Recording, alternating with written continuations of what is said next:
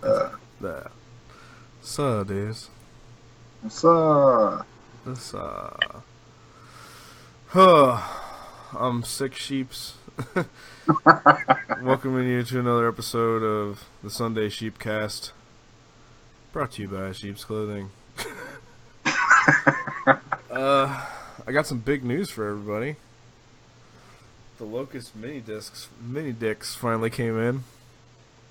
So, if you're waiting on one from me, it'll be out shortly. And I don't know, you want to give one away during the show tonight, Dylan? Let's do it. Yeah, let's do it.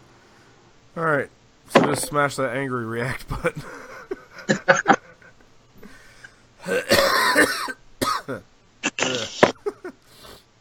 This is going to be a good one. So I spoke with the guys from Name who were interviewing tonight. They all seem like very fun, loving chaps. Got everything in order, you know, ready to go, ready to rumble. I need to turn my microphone up. I forgot I had it down from all that yelling I was doing. Yo, I think that's why I got sick, was because I was yelling and screaming. I bet that's why, man. Yeah, but I was gonna ask you, how did the animals do while you're like sitting there screaming at them? what? Oh, the animals? Maggie said the same thing. She was worried about the rats thinking that they were in trouble or something, but Pancake is emotionally scarred from you screaming at your snowball microphone. So, what have you been up to this week, Dylan? Nothing. Nothing? Not a damn thing. Dude, I'm telling you, nothing. I think have a chemically imbalanced this week. Yeah? So I've been kind of a dick to everybody, so. I feel you on that, man. If I come up on a dick. If you come up on a dick, you'll let us know. If I'm an asshole tonight, I apologize, so I'll be alright. It's okay. We'll make it through this. So, you excited about my birthday? I am. I haven't told Ashley yet. Hate to tell you this, but, It's going to have to be one or the other, so I'm either going to be able to come out Saturday night or go. Nah, dude. Sunday, for sure. Okay. 1,000,000%. Huh? Did you message Keith? Yeah, Keith said it's like 100% a possibility. So I'm sure everybody has no idea what the fuck we're talking about. We're planning on going to the Arsonist Get All the Girls show in Orlando. Yeah, 10-year anniversary. Arsonist Get All the Girls. We're going to make a little trip about an hour away. Hour, right? Hour and a half? Yeah, roughly. And it's kind of cool because it was probably 10 years ago that we saw, for Cowboy at fucking back booth. Yeah. And I did contact them before the tour happened about an interview, so might be able to, like, talk with them. I talked to Sean. Yeah, we both talked to him separately. Yeah. Well, also, the Circuit of the Suns, which are fucking amazing, the drummer's in Through the Eyes of the Dead currently, so he has several different projects. Well, I'm going to shoot some fucking messages out, and I'm going to try to get us all in for free, if that's possible. And maybe we could do a little interview behind the scenes or something. It means we gotta talk to people in person. Well, I mean, shit, even if we just shoot it live from the phone, like, hey, we're here hanging out with Arsonists Get All the Girls, and see you later. Because it would be Sunday, man. We'd have to cancel we weren't planning on having it. We're not gonna have a show next Sunday because it's my birthday. Can we just have Josh carry around a chest GoPro? I'm gonna make him wear his old Arsonist shirt. I'm sure he fits in it. He hasn't grown since high school. It's like a youth medium. But it'll be cool because it's the first time we get to meet Keith in person, and the whole Sheep's family is going to be there besides Tarquin, which is in South Africa. So, no, I'm pretty stoked about it, and Josh, I look forward to hanging out with you, man. For sure, I miss Josh. He's been a cuck lately. Every time I fucking try to hang out with him, he doesn't respond. I don't know what all these slang things you guys talk about are. A cuck? There's so many fucking slang stuff used on my survival, and I don't know what any of it is. A cuckold is one who enjoys watching his wife get or partner gets slammed by another person, that's a cuck. Revival? And I don't know what any of it There is. it is. It came late, but it came. Is one who Well, that's not nice. Josh, you're not a cuck.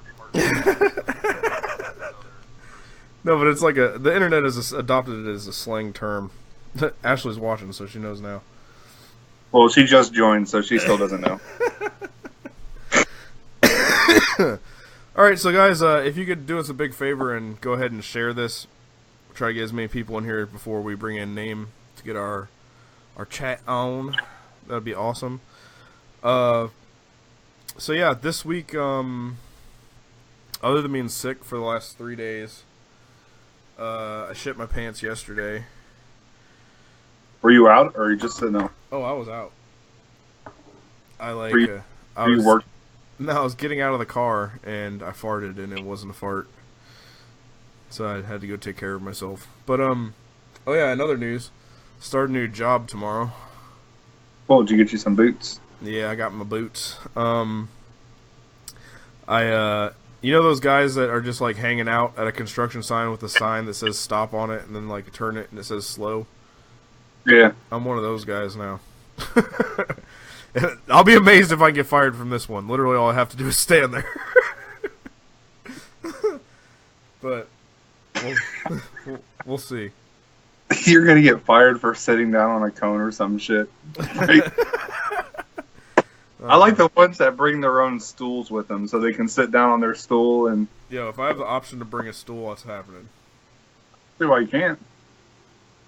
It'd be like that episode of The Office when Dwight doesn't want to sit down because, like, Jim says, like, something about sitting down decreases productivity or something, so he, like, makes a little stool inside of his pants. That's gonna be me. But they give me a company truck and shit, so that should be cool.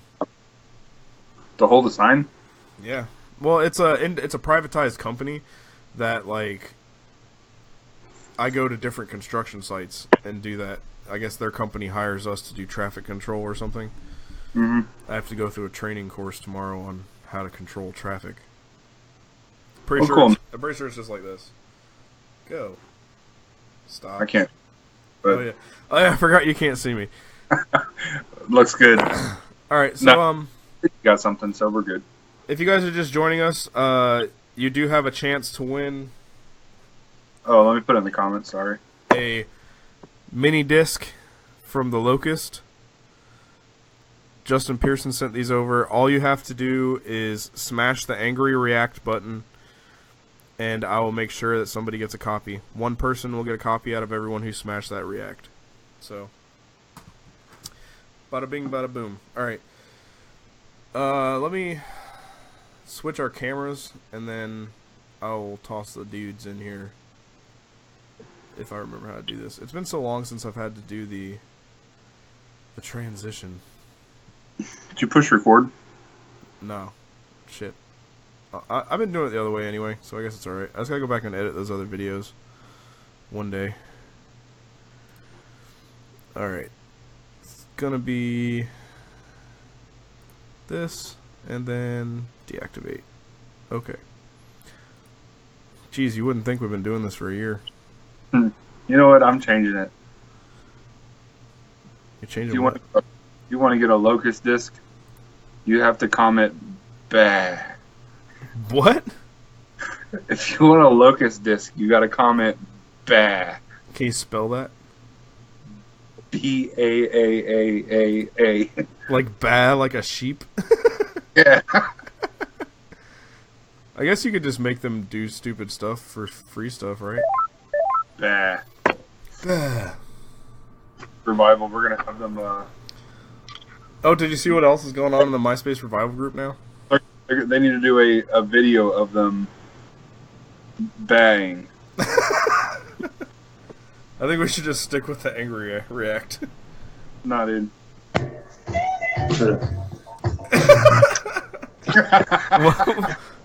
Oh, hi. Didn't see that.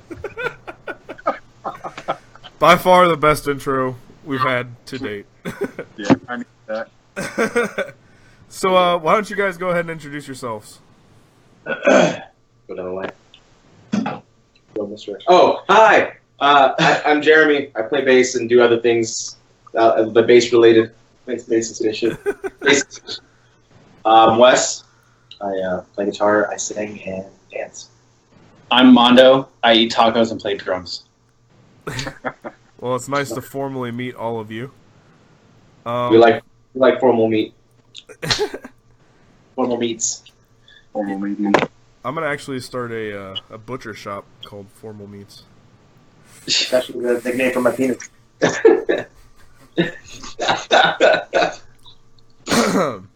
All right, so I kind of gave you guys the rundown on how the show works. I'm just trying to figure out how we should do this layout here real quick.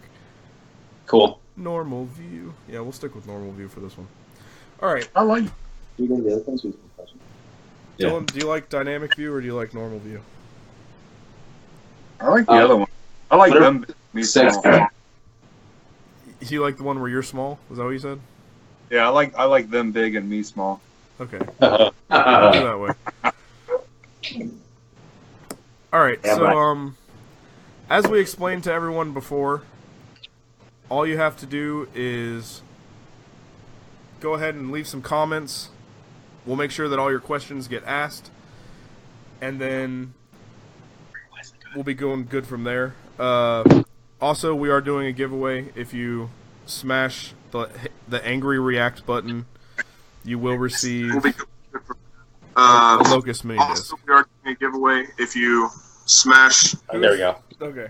Yeah. I was like, who's doing that this time? Oh yeah, I know. We were just making sure we could see questions also, but we're all set. We're getting technology. Yeah. So, yeah, also, please, everyone, I'm encouraging you to share this so we can get some more people in here and drop in some comments. Make sure that you are offensive as possible. I don't know. Yes. Yes. Good. I firmly approve of that. I like that. Sorry I'm stalling. I'm trying to find my questions. Okay, you can sing us a song. That's fine. Anyone got any jokes? I don't have any jokes. Oh yeah, I have one joke. What do you call an alligator in a vest? What? An investigator. Oh, that's wow! I haven't heard that one before. That ends this live video. Thanks for coming out. Thank you so much, guys. You know that was good. That was good. It's so cringy, but those are the best jokes in my opinion. Okay, Thanks. so let's go ahead and jump into it. What is your guys' latest release? Oh, we're actually in the process. We're about to release a new album called "You Are Mostly Nowhere." Hopefully, it'll be out in the next 7 weeks or so because we're getting it pressed right now. But the last time we came out with our full length was 7 years ago, so it's been some time. We'll say too is that I guess we didn't even say it now. We're about, since it's getting pressed, we're about to put pre-sales up shortly with some like exclusive merch and shit, and just as much as we can offer everyone else. So yeah, pre-orders should be up soon once we get all the packaging stuff together. So have you guys taken a hiatus, or have you just been active and just like playing shows and stuff? A little bit of both. Yeah. I mean, because we were very active early on when we did like our old records and EPs and stuff, and then we did Audio Star. We toured with the full cycle of that.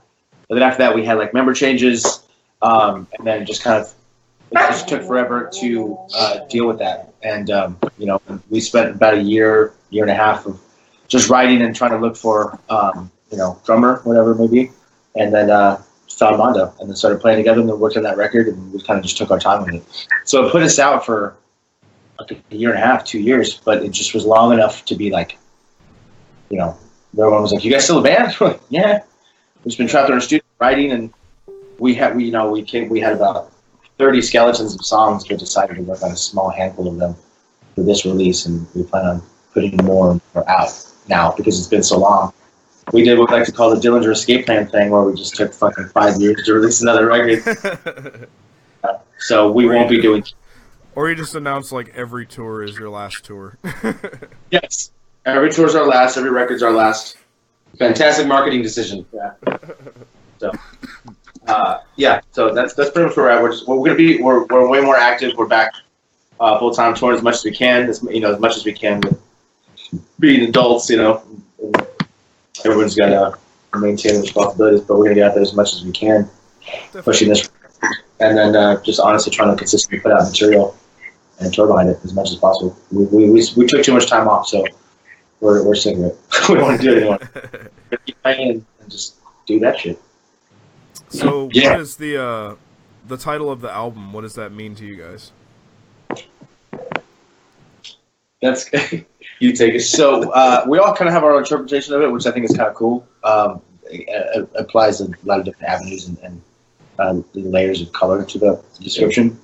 But so for me, my whole perception of even like what that represents is that I kind of like the concept of it being a reference to this almost emotional and mental purgatory.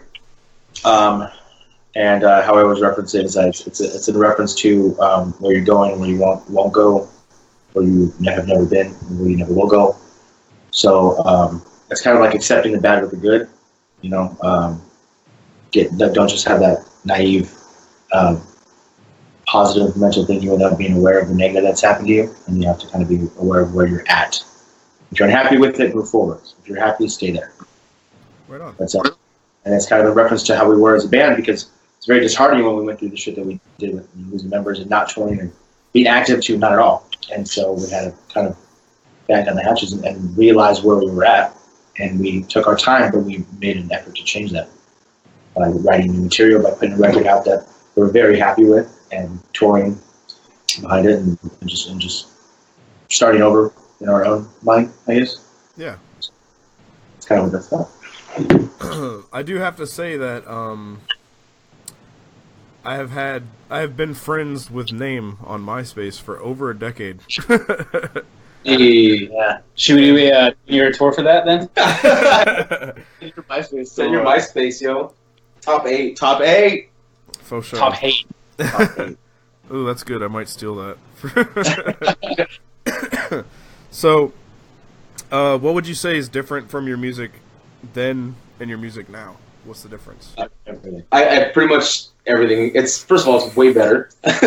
Second of all, I think it's a little bit more focused. And people say that shit all the time, but I feel like it really is like honed in on doing the eclectic stuff we did before, but really making it, squaring it off and making it really formidable and making it make sense. Oh, I talk really loud sometimes. No, it's cool. It sounds good. Thank you. When I talk like this, can you hear me? Yeah. Okay. Well, it works both ways. So I think we just really kind of focused on streamlining these songs and getting them really, because we what I almost consider like line writing. We never really repeat riffs, not too often, but we wanted to be able to capture. We had so many ideas for one song.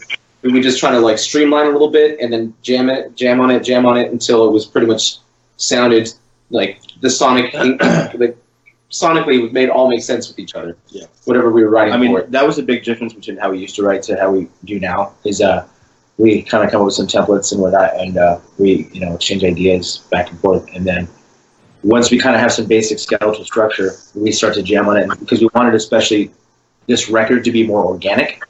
And every record and every writing process, we kind of do something a little bit different every time. Like this, we start with this, we start with that, we start with an idea, we start with a riff, we combine these two things. This one was we wanted it to be organic, so we jammed it a lot, and we wanted it to sound fluid and kind of oceanic.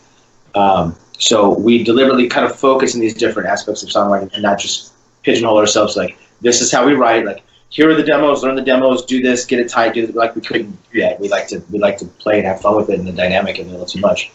So how it was from back in the day, it was just an exchange of series of riffs and just writing constantly and just putting this stuff out. Now, since we have so many songs, like I said, we're only focused on a handful for this record, we realize where we're going with it because we said we don't repeat too many riffs and whatnot, but that becomes difficult when you're writing a 13-minute long song. Yeah. So we have some that are very long, and then we realize that we only kind of maybe reprise some of the riffs, and and stuff. But then, I mean, even lyrically, I try not to come back. I don't like to repeat anything. Essentially, if I'm going to tell a story, I'm going to tell a story, and that's pretty much the focus is to keep moving forward instead of finding a way to come back. When I went back and I did my research, because when I was talking with one of you, I don't know who runs your page or if you all do or what, but one of you sent me a link to your new music video, which if you guys want to check out, I'm sure it's on their page. It's there. I also posted it in the MySpace Revival group, and yes, it got Very some funny. pretty good reviews, man. Like, there's some people in there who seem to really dig it and haven't had heard your shit before. So, Nice. when I went back and I've checked out the older stuff and I've checked out the newer stuff, like, you can definitely see the progression as artists in the same sense as, like, I'm sure when it started out, it was kind of like you guys wanted to be in a band and you were making music, but it was such a crowded genre in that sense, where it kind of seemed like all the bands sort of sounded the same, And now you can really stand out as artists instead of just sounding the same as everyone else. This is a really underhanded compliment. I don't know what I'm getting at, but I dig the new stuff. It sounds great, and if I didn't, I wouldn't have asked you guys to be on the show. But Well, thank you. Wait till you hear the other stuff. It's way better. It's very long, Yeah. but in a good way. What is? Oh, sorry. Go ahead. No, I'm just talking shit. What's your favorite song to play individually? From this record, or just like in general? In general. Fuck. There's a new song that we played. Actually, one and a half of them. There was a really short song we played called Prince Bowie. That's kind of like a live feature. That's really fun to play because it's 2 minutes, and most of our shit's super long. Yeah. So that's always just kind of like a fun little quick get in and out of the song. But there's a song that we close with. It's actually one of the later half of the tracks on the album called When Ocean Meets Sky, Cutting Corners in a Circle. And it's really fun, and we usually close with it for our set. So anybody in the Bay Area has probably seen us play it. Or those last couple tours, we've been playing it and kind of formulating it on the road. And it live, it's a lot of fun. Like, it's cool. It's got really, really, really good dynamics for me, anyways. And I've been implementing, because I have a Moog Taurus synth, and so I get to play basically playing my bass and playing my synth with my feet at the same time. The spaceship. It's my space. They call it the spaceship, and it's a lot of fun. We all have really fun playing it, but that's one that we can kind of like. It's got a lot of really cool spots where you can kind of chill and then freak out, and then spastic, and then heavy, and then loud, and quiet, The and melodic. then, and then a huge ending feels. and a big ending. So Yeah, right on. Cheers. When I posted that the videos, somebody actually said bass player approved. So I guess that they saw all that, that's definitely especially up in your record. That is I want to play. We close with that because the end, especially for that, it was such a natural thing. I had this idea in my head for a long time about how I wanted that song to end, and wrote it. And then when we started playing on it, it just blew my mind how it all sounded together when everyone kind of implemented their own ideas to it. And it was totally different than how my initial idea of how to end that song was. And since then, I've been just as excited about playing it live now as when we were in the studio writing it. And it was a series of ideas and riffs that I've been sitting on for a while. And then when I had this ending, it just became everything and more. And so now every single time we play at the end, I found myself losing my fucking mind because it's just fun and natural and emotional. And it's just fun. It's exciting. It's also kind of like self-deprecating because it's kind of also kind of a sad part. You know what I mean? But we all kind of exert a lot of energy at it because we know it's the end. So it just makes sense. It's just a good crescendo to the whole set, because the whole set is just one dynamic thing. We don't kind of go song, song, song, song. We want to deliberately create dynamic. That's awesome. A good half an hour with the music rather than just 5 songs. Right on. Yeah, and Prince Bowie. Yeah, a new one we have. Prince Bowie is a fun one. For me, it's so I'm new for people that are watching. I've only been playing about 3 years for you guys. 2012, right? No, that's 5 years. 2012. I can't count. No, anyway, no. I got 4 because you came in like 2013, 2014 is when we did the tour. Yeah. And stuff. So my old band was a band from the Bay Area called Gutter Shark. We were like Every Time I Die rip-off band.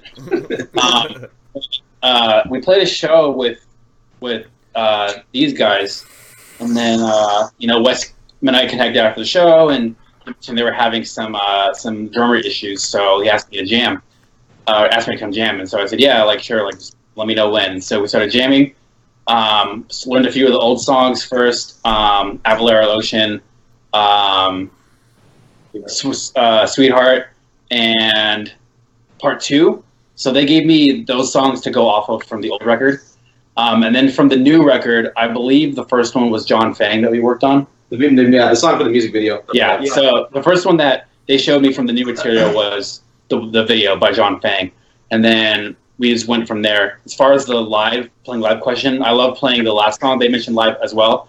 But for me, Colossus, one of our songs called Colossus. It was Ode to the Colossus, the Giant of Circumstance. That one. Easier to say Colossus. Shorter. That list is much easier to do. But that one is always fun for me to play because there weren't a lot of dynamics in my old band, so it was more aggressive, more straight punk, hardcore, like breakdowns and stuff.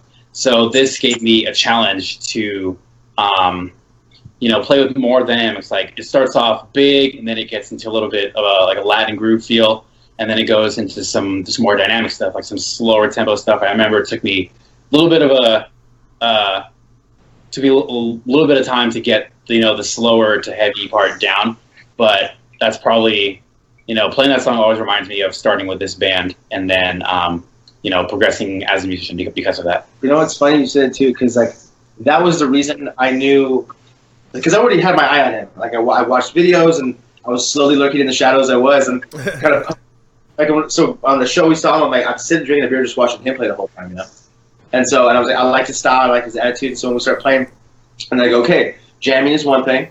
So it was like playing the old stuff, then just fucking around and seeing how you do naturally. And then it was like, now the real test is, within the next 2 tests were, how do we work together with new material? How do we write together? And how do we play live together? And live, he knocked it out of the fucking park.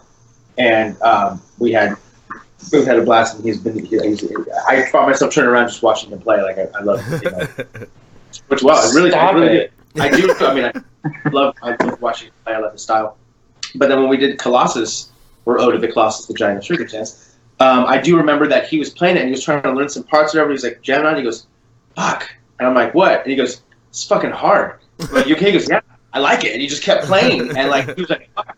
And he just kept doing it. He like had a smile on his face about it. So when he was like, "This is a challenge," but he's like, "But I fucking like it." And then we play again, and then we just talk later on. He'd be like, "Oh, I want to play the new one." I'm like, okay, we just did it. And so when I saw that he took on that challenge and he liked that, and then we did well ever since then. Every song we've done together has been fucking awesome. Right. So this is the right lineup. This is exactly what we wanted to do, and we're doing it. And I could not be happy without playing with these guys. Right on. Well, I'm glad you guys found peace within yourselves and whatnot, so you can go on and produce more music. Yeah. So, Dylan, is there anything in the comments right now? Not at the moment, but you guys said that it's been 6 years since the last release for the album. Yeah, 7 actually now. So I'm gonna try to word this correctly. What is the oldest song or the oldest riff that you have? I see that on the new record. On the new record. Oh, that's a good question. Wow. I don't know. What is it? John Payne. No, maybe Colossus. That's why we pay Dylan the big bucks. That's a good question. The oldest riff on the fuck. That's a good question. Being such a mature band like you guys are and been around for so long, I wonder if you've had riffs, from back in the day that you're just now bringing out. And that is totally. I mean, that has happened with. Honestly, I would say probably Colossus and John Payne, because we wrote that basically because I wrote that song on guitar and Wes wrote the drums for it because we didn't have a drummer at the time, so we were kind of down and out. Like 2012, 2013, we kind of sorry, talk loud. We had those riffs because I have them on guitar, so I would just play guitar and he would play drums to it. So, and that's why the new songs coming out, they're similar in the guitar tunes.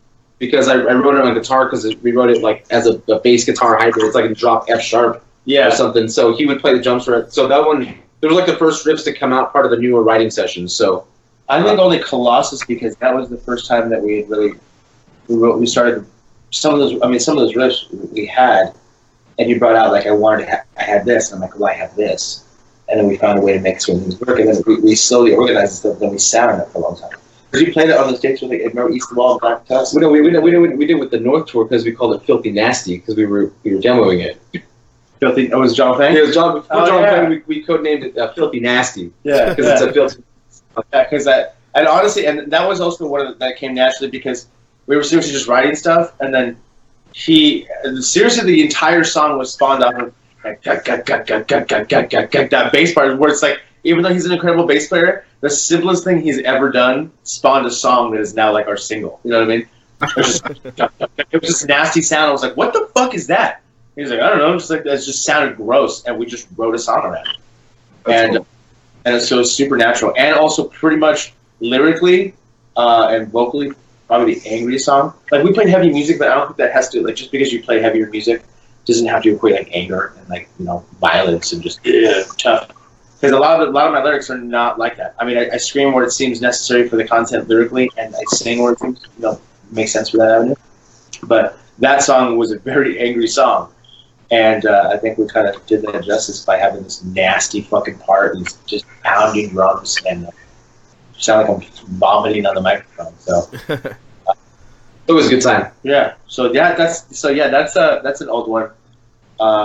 That's probably it. I'm saying any of the saying riffs, not necessarily songs. Those were. Think of any other BC. So we have a song called Bailey Cedric. The song is written in 4 chapters, so I won't give you all the titles, because they all have their own individual titles. But there's a main riff in that, which is kind of more of like an R&B, because like a dark R&B kind of feel for the song. And that riff was also I really sat on for a while. Because I just we got a bunch of new toys, and we started like delay pedals and shit. So it was. So at the time I got to deal with Strymon Engineering, the pedals. So shout out to Strymon. Are you endorsed by them, or? Yeah. Okay, cool. So once I was like, I'm in love with your shit, and they're like, cool, and then we worked our way together, and I'm like, give me your toys, and I got it, and I seriously just sat in my apartment at the time, and I brought my gear home so I could play with it, and I just played as much noise and like crazy shit as possible, and that song was one of the first ones that I got the new toys, and I'm like, we did make something from this. So that song kind of spawned from the ability of the effects, which is nice. Like, instead of just working with raw material writing, I worked with the applicable landscapes that I could apply via the pedals and all that. So that was because it's a very ambient song. It's a very opening ambient song. So that's an old. Do you guys use a lot more technology now than you did back in the day? No, actually, quite the opposite. I mean, we have more instruments. We have more toys. I mean, like it's mostly just simple like delays, and then I have my. On this album, I use my Moog Taurus, and it's pretty much just like a half a member because I'm doing a lot of weird shit on my bass, like high end, almost mock or sound like a guitar, and at the same time keeping like the filling out the sound. I'll use the bass for all those bass. How they're gone is that because. You know, whenever we pull back on that, so that allows him to really control the direction of a song dynamically, like with the drums, because he can pull back on something, or it can be just chaotic.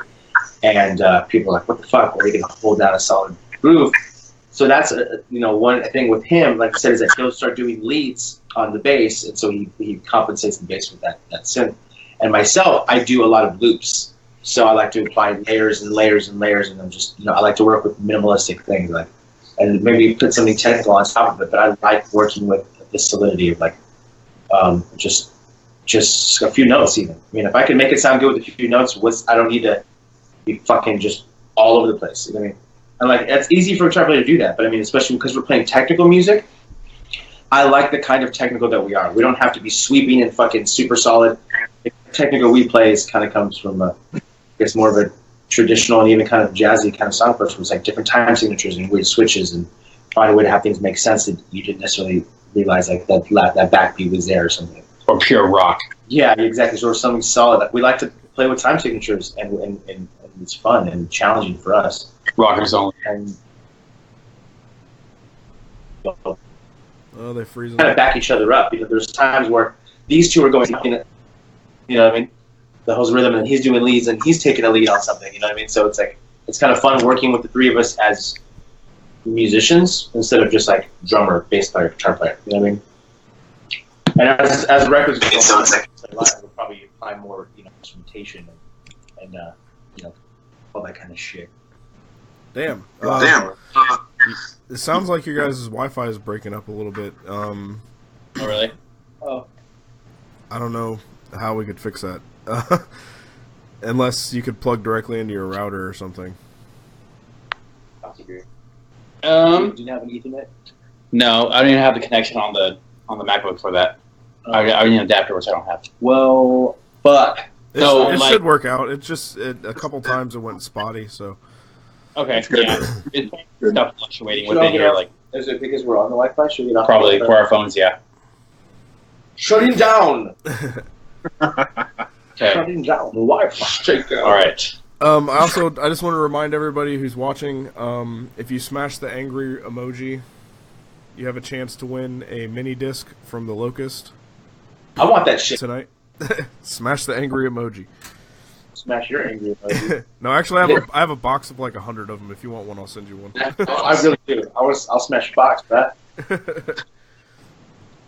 Jeez. Is there anything in the comments, Dylan? Not at the moment.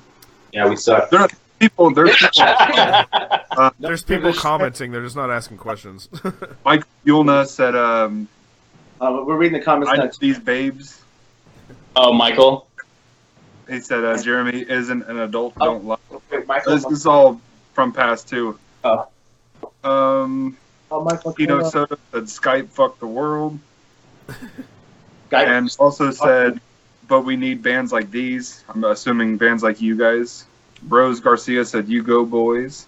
That's their mom. that's Mom.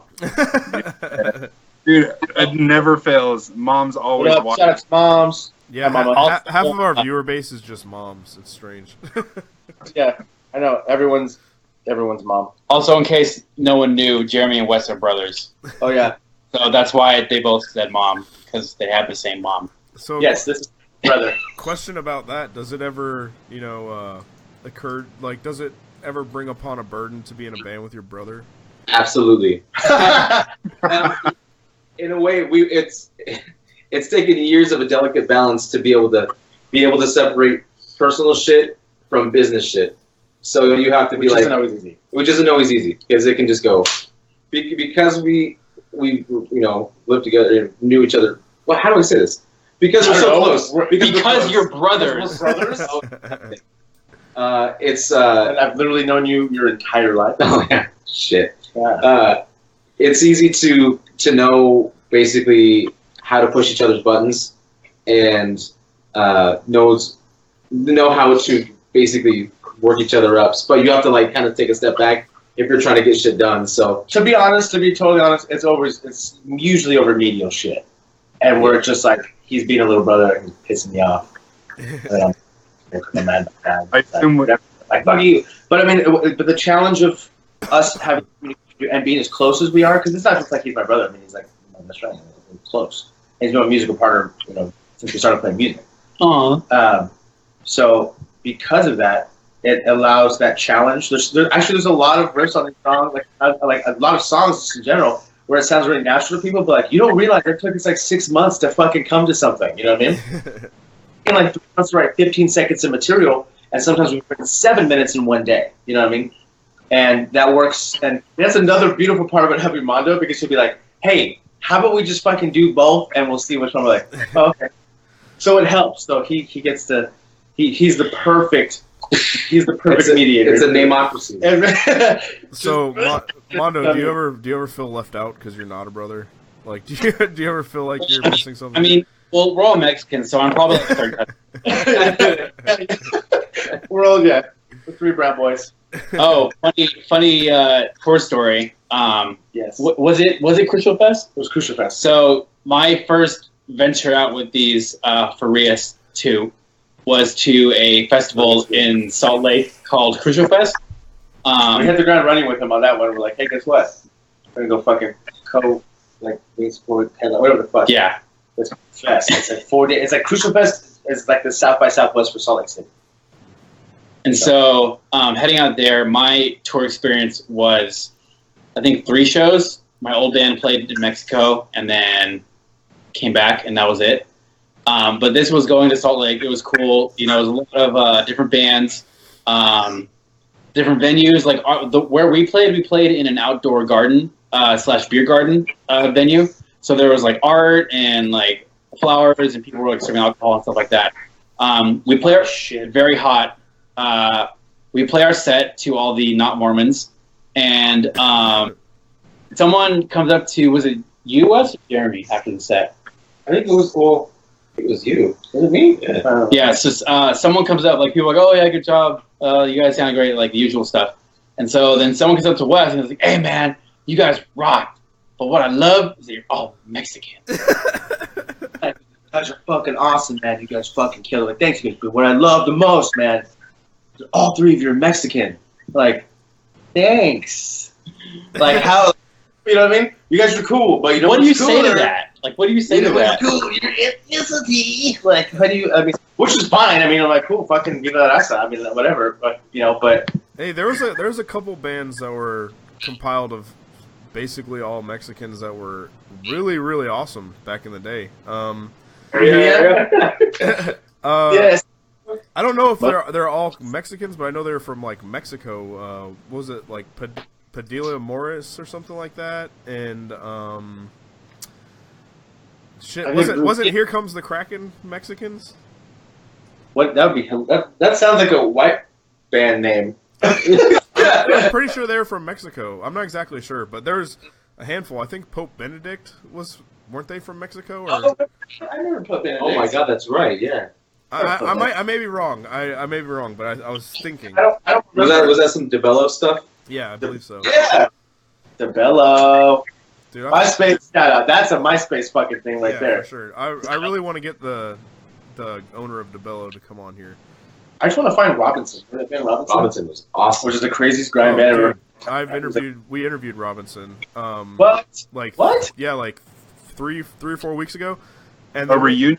Yeah, a reunion interview with all of them together for the first time in 10 years or something like that. That's rad. You need a Cloacal Kiss and Cloacal Kiss was well, we had Sawtooth Grin, which is Rich Lombardi is the vocalist to Cloacal Kiss. Oh, okay. We're talking to him about bringing those guys on too, because that'd be awesome. But we also just did From a Second Story Window, who had Paul from Robinson, the guitar player, was also in. Yeah, but Robinson was my favorite band for a long, long fucking time. They're so sick. Fun fact, actually, Derek from Second Story Window was also in name for a very brief really? time. Yeah, we played one show together. We interviewed Derek. Was one of our first big interviews. Actually, was when we had Derek on. He's such a fucking nice guy. Yeah, he was a name for like a month, and then we played one show at Pomona, and that was it. I don't know why he has such hard time staying in bands. Like I don't get it, but he's such a nice guy. That happened a lot. He had that. We've kind of been like we're like a metal menudo, where like people kind of come in the band and then like leave. We've had a lot of members that have come and gone, but not even for like bad reasons. It's not like we're all difficult to work with, whatever. It's like life happens. You know what I mean? Like, so Derek was wanting to do this, jumped to this situation. We got in a van accident, so we lost a drummer that way because he's like, I just can't tour right now. And then other guys were like, I want to tour, but I can't. Like, we've had members that are like, I just want to do the work and make a family thing and stay home. But that seems to be the forte nowadays, because you got to think about it. Everybody who listened to this style of music back then is now in their 30s and early 40s. Yeah. So late 20s. Yeah. Yeah. So there's that's some where good ones. we're at right now. We're kind of dealing with that right now. It's where we have our life and responsibilities. We have. So, what was everyone's first CD they ever bought? Sum 41, All Killer No Filler. Yeah. Right on. I think that was in my top 5 CDs I first bought. My own money was Prodigy Fat of the Lamb. That's There a you good go. one. Okay. Mine. Oh shit. No, I was gonna say the Mortal Kombat soundtrack. Okay. So That shit was I so got hard. a bunch. back in the day. I got a bunch of gift certificates for Warehouse Music. If you guys remember Warehouse Music. So, I bought like what did I buy? I bought Depeche Mode Violator, the Mortal Kombat soundtrack, Napalm Death Scum, Sepultura KSAD, Wham! Self-titled, and Led Zeppelin 4. For your first CD ever. I bought for my first CD ever that I bought with my money. Yeah, I bought because we're all the end cap shit, and I bargain bin. I was given a bunch of them for my birthday because my birthday is Christmas Eve. So I got like, here's Christmas and this, so I bought all this stuff and at the same time. So I bought Mortal Kombat on tape actually, and then I bought Violator on CD, and then I got Wham on tape. You guys should cover the Mortal Kombat song. Just saying. Dude, Mortal Kombat, the soundtrack itself had Napalm Death, Fear Factory, KMFDM, Gravity Kills. Shit, there was a bunch of really good heavy artists and really good like electronic artists in there. So it's kind of like especially like Fear Factory was such like we just want to do that all the time. We're like 10, 11, going like, yeah, just sound like Fear Factory. And then they're like, no, actually the Depeche Mode's pretty cool. We just want to do that all the time. Whoa. I was refreshing the page. It's like a sample, like. So, what's everyone's dad's favorite band? Everyone's dad's favorite band? Yeah. Oh. I don't know. Our dad really likes Journey. We get that one a lot. Yeah. That's a good question. We've done a lot of interviews on our day. Aerosmith. Two questions that we've never been asked before. I would say Oh, yeah, there's gonna be a lot more. my parents don't really listen to like rock. They're more like R&B kind of stuff. R&B, like all that kind of stuff. I would say maybe Earth, Wind, and Fire. Like I was Hey, listening that's a to, good one. That's a good one. I was listening to that a lot when I was growing up. Like Earth, Wind, and Fire, Michael Jackson. Lucretia McEvil. Yeah, just like everything, all those like 70s, 80s like R&B artists. Like Heatwave was another one too. Heatwave. Yeah, basically anything on your local R&B 80s station is what they listen to. Right So all of that.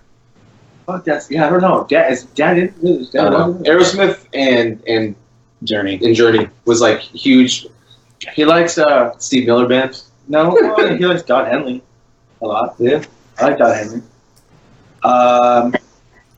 Fuck, I don't know. Mom's easier to deal with. Yeah. Was Why am I there so- anything in the comments, Dylan? Emily Lim said Dog Mob. What? DJ Rich J. Dog Garcia said Mob. Yo Yo Yo. What was it? DJ Rich Garcia said Yo Yo Yo.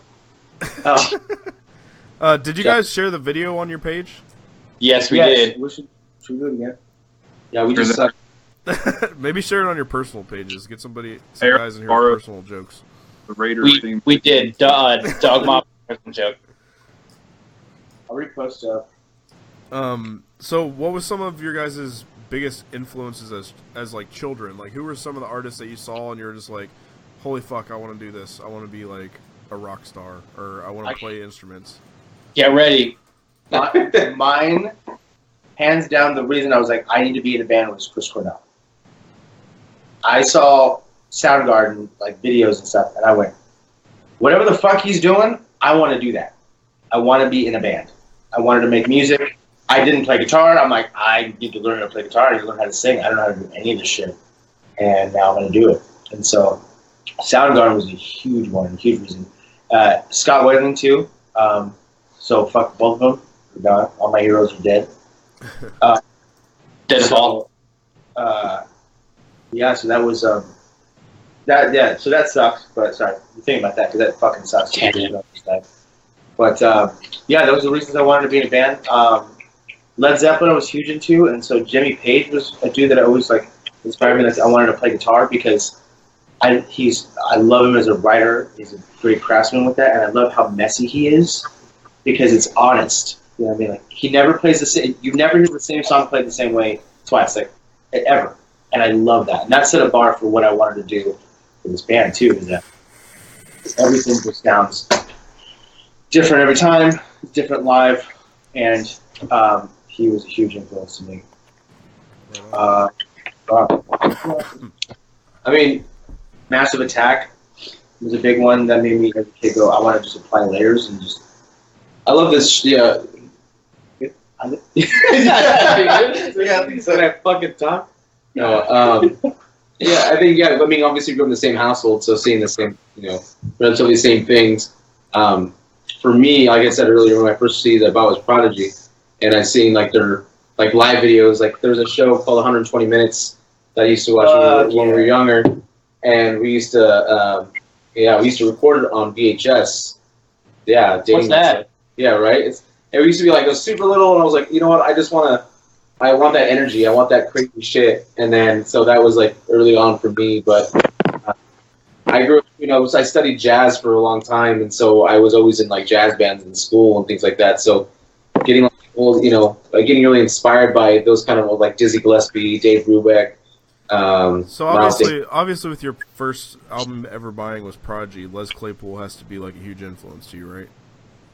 Yeah, I mean, I always loved Primus, but I love my thing for Primus particularly is Les Claypool's approach to what he does, not necessarily like his playing because. Yeah, some of it's kind of trickled into what I do, but I think how he goes about his songwriting and how he really makes, how he finds his place in a trio, and that to me was like really, really cool because he can take a backbeat but to have a lot of character, and that's important to me is having character. So like hearing that and like having a personality in a song was huge. That in particular, and maybe some of his style, but more so his approach. Songwriting is big on me. His personality is a very big one. He likes to rub it on a lot of people. Yeah, that is that shit. So that I like the way he carried himself through a trio. That was important to me.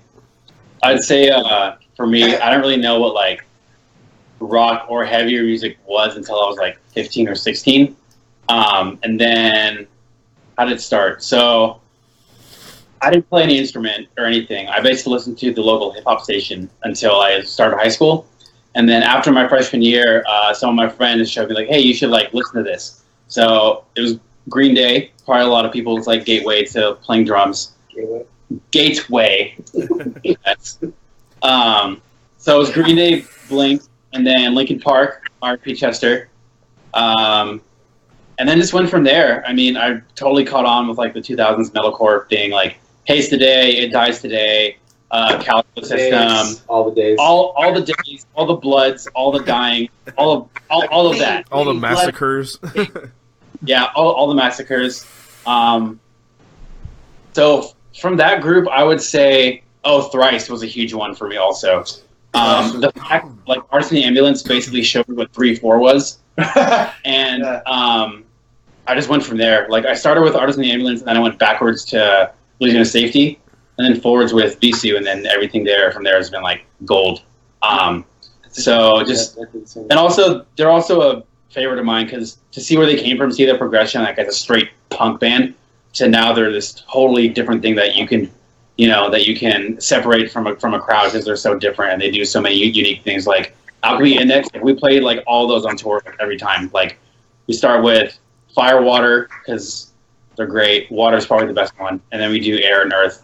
But yeah, so my big influences are a lot of early 2000s metalcore. Every Time I Die is huge for me, obviously. As far as newer stuff, Hollow Crown by Architects is a really big one for me. Probably a lot of influence on my modern playing is that album, personally. But yeah, I kind of pick everything from everywhere. Like my parents listened to a lot of R&B growing up, helped me with that, like get some groove. Jeremy kind of helped me get the groove back. How Mondo got his groove back. Hey. Into that one.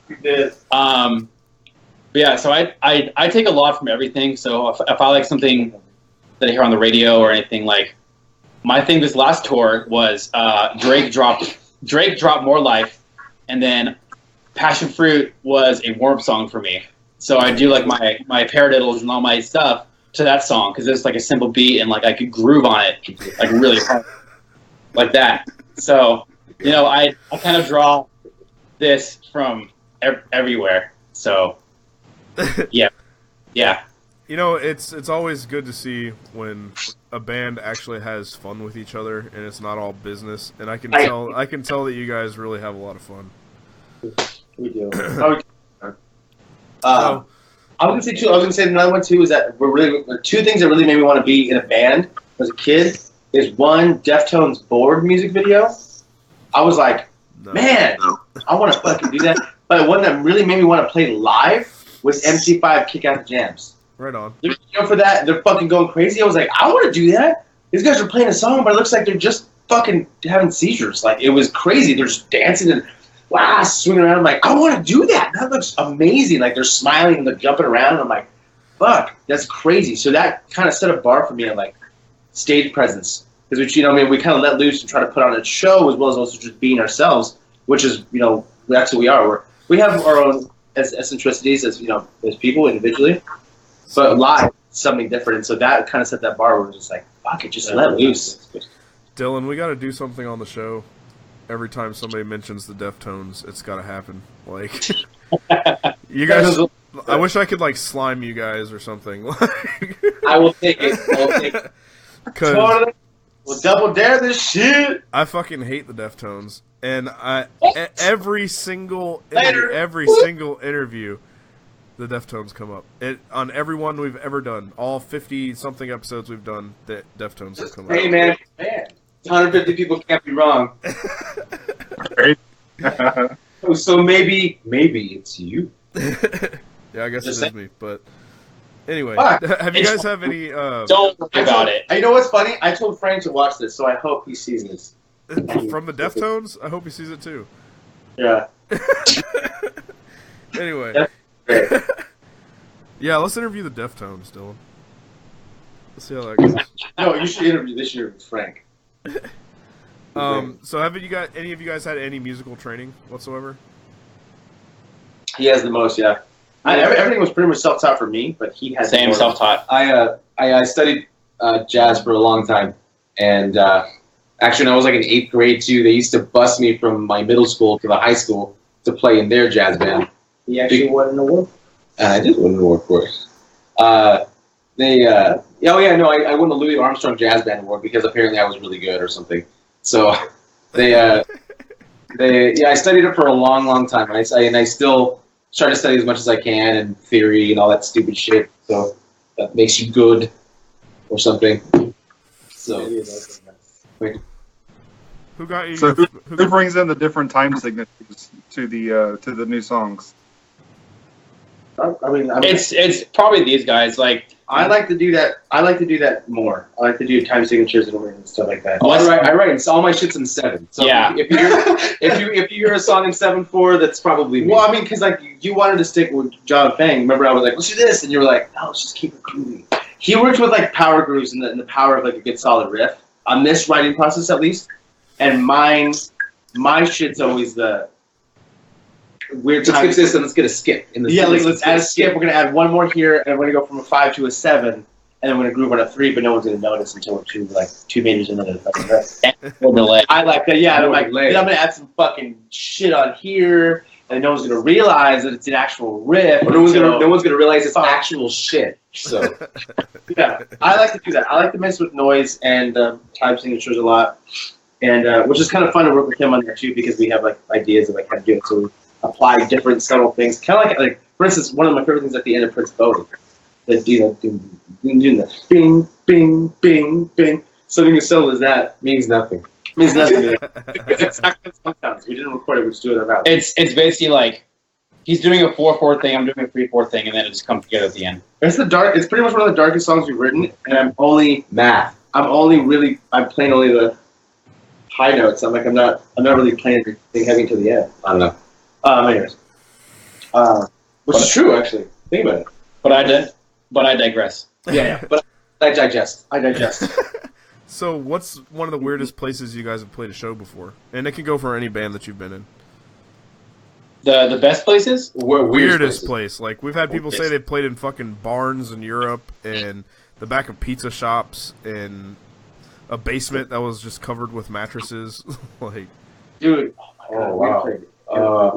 We played some really weird shit before. We played house shows, played tiny basements. We played. My favorite is when we play venues that are church owned. Because I always get us banned from them. What'd you say? Church shows? Church owned. Yeah, we play some places that are like churches or church owned. We didn't know there were churches until we saw the we big get cross. there, and then I. Oh, there's a big cross. And I'm like, yeah, and I usually talk too much, and then I get us kicked out or I get us banned from the place. Pretty much anything that's been ever owned By a church, and the venues that we played, I've gotten us banned from. We played One called the cops on me one time too. we played like a deconstructed house before. That was the show in New York. That everything was just like stone and rubble, and it somehow had a stage and some stage lights, and it looked like a scene from like a post-apocalyptic movie. But everyone was like in there like with a keg and like, dancing. So like, What are you talking about? the upstate New York thing. Oh, what about, remember the rave we played? Oh, shit! Yeah. So everyone's like, hey, it's a day on this tour, and we show up, and then we're like, okay, we check in with the guy, and he's like, I'm like, okay, and he's like, we're gonna find out where it's at. Like, it moved venues, and we're like, what the fuck? And we started getting disheartened, and we're like, if it's moved twice in a day, dude, like, are we even getting paid? He's like, oh, you're for sure getting paid. We're like, well, who the fuck's gonna come to the show if you had to move it twice in one day? So we're like all nervous about it. We showed this big ass spot. We're like, what the fuck is going on? And it turns out it was a fucking rave, and it was like one room was like just house music, one room was like jungle, one was like noise, and another one was a live band room. And it was the main hall, and we played this giant. It was this good sized stage, this giantly raised stage, and we had so much time because, like I said, they only told us the address because they announced the address of the rave like 3 hours before the doors opened. So we're like, okay. And so when we get in there, it's a fucking rave. And by then we already had some drinks and we're like, don't know what the fuck we're doing. So remember, I was like, and at the time I was just singing. I didn't play guitar at the time. I just wrote this stuff with him, and then we had a guitar player. And that was Mike and Jeff, right? I don't know. But anyway, so we play this thing, and I'm like, I'm gonna be a total LA douchebag. This is in LA, and I'm wearing like a Canadian tuxedo. Remember, I was wearing my jeans, got my jean jacket on, a white shirt. I'm wearing sunglasses, and I'm walking around like this heroin chic Jim Morrison. I'm like, hey, there's a lot of fine looking pussy out there. I'm just like talking shit, and yeah, and then all these kids start coming in, and I'm like, yeah, we're at a rave because we're wearing like neon fishnets. And I'm like, I'm like, how can I creep these people out? Are they really into it, or are they just here because they're fucking high as shit? So I grabbed a girl and made out with that girl. I just grabbed her and just kissed her. She's like, I was like, you're probably high as fuck. This is great. I'm freaking you out.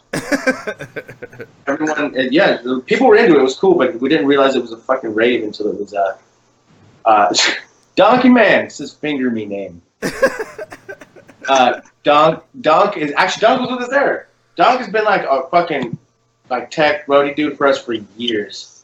So we see William Lute on there. That's him, and he. That was on my page. For that show too, we basically found out that the metal show was booked in place and basically to cover up for this company that does like day of raves, and it was supposed to be busted by the cops because of a huge drug trade as well there.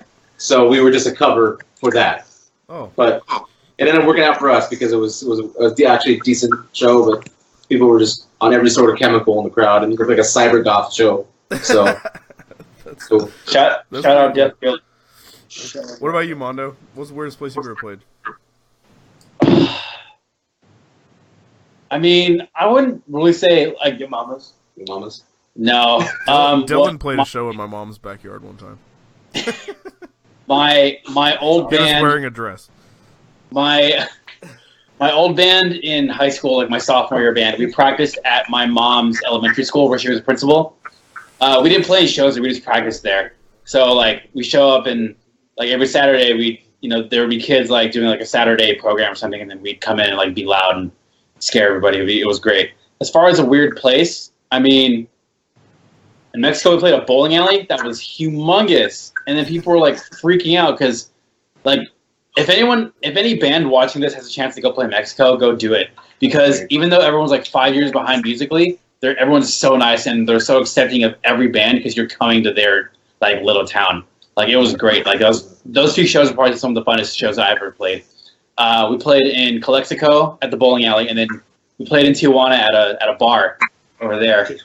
And yeah, that was a very long night in Tijuana, to say the least. Long night in Tijuana. I don't think we played any weird places on this last tour, did we? No, everything was pretty like.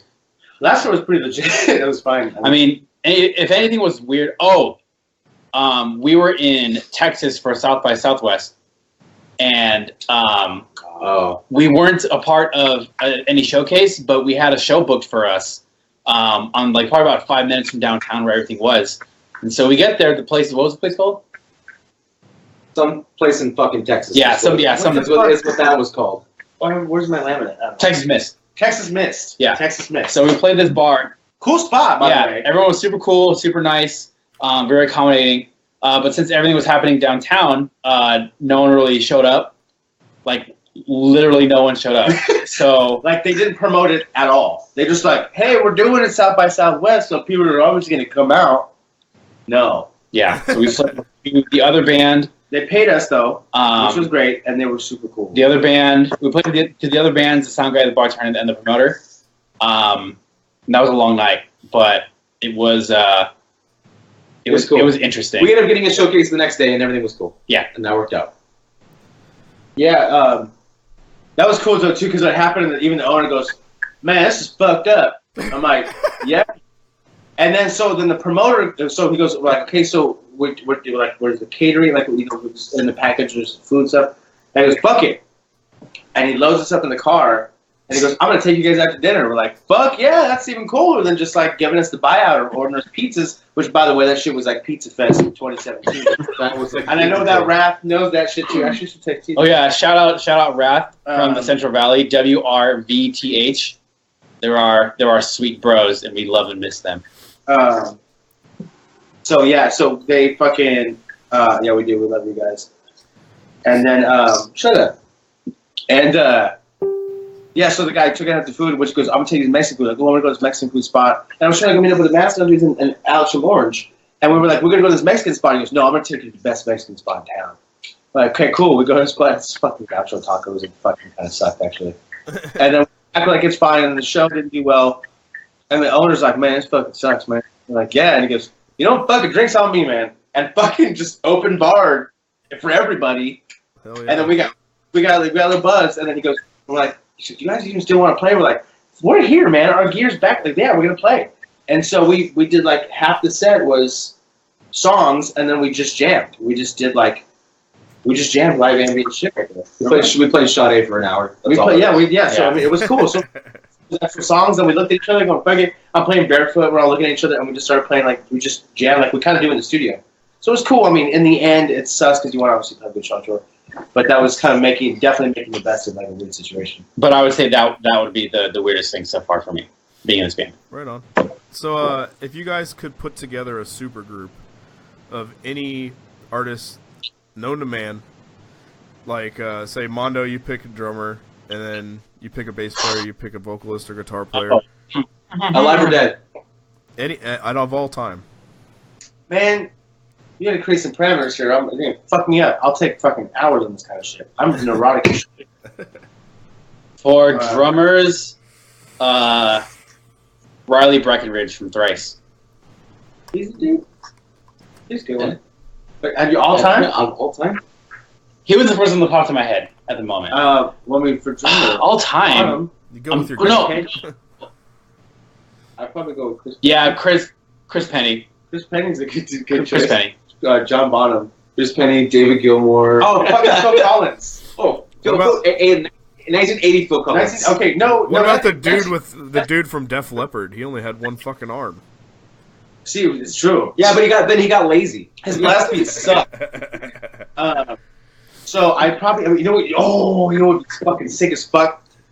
Phil Collins on drums, like Wind and Wuthering, like Phil Collins, like with David Gilmour. Yeah. Chill Collins. Yeah, so Chill Collins. That's what that fucking band would be. Chill Collins. Somebody should start a band called Chill Collins. Just saying. Yeah, there you go. We've actually talked about that. Actually, like we want to do some Phil Collins cover, like we'll call it Phil Collins. So David Gilmour and David Gilmour and Phil Collins. I think that would be crazy. And then you would need to like throw like a wrench in there. I'd probably go John Paul Jones. So, oh my God! So I have Zeppelin, Pink Floyd, and Genesis. My dick would explode if I saw that. John Paul Jones, which at the time, especially at the time, was the best bass player in that situation, other than Chris Squire. Even though I think it was always like virtuoso soloist, but I think what they did with like cool. So I'm saying, John Paul Jones was called him the secret weapon for a reason.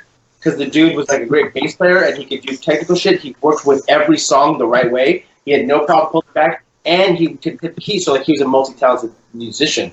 It was just bass player. He had no problem being simple, but every bass riff that he wrote is fucking good. Okay, so having that with so the now, king of notes. So now you have to fuck one, marry one, kill one. Of those three, Yes. I will fuck them all. I'm gonna these guys. I'm gonna fuck every one of those dudes just to consume their power. I would fuck Phil Collins. The end. You would marry David Gilmour, and then you would no. I would marry John Paul Jones, and I would kill David Gilmour. I might. Well, it depends on David Gilmour. If we're like bearded, long-haired David Gilmour, I'm tying that motherfucker down. Probably, I fuck Phil Collins, maybe. Yeah, and like 1980. Remember yes, that? Yes, That's the whole thing. and his bearded, like Hawaiian shirt days, like height of his cocaine use. like yeah. You don't fuck Phil Collins. Phil Collins fucks you. Yes. Low hand body and shit. So, what was the worst stage injury that any of you have ever endured? Oh, him.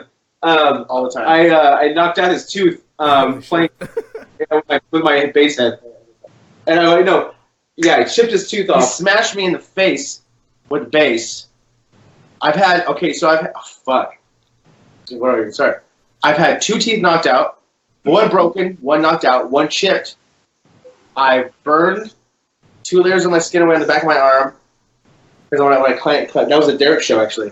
I climbed the fucking light rig, and my arm hit fucking can light, and it melted my skin off, and I fell. I busted my head up more times than I can count. I mean, seriously, I've cut my head open. He says I have like a Wolverine forehead because like I've smashed myself open on my guitar, on a mic, on the stage, on other people, and I've just super glue or duct tape or just wipe it away and just keep fucking playing. I think I fractured something in my foot when I jumped off that top thing. It's mostly him. He has a really bad thing of being. I dislocated my thumb.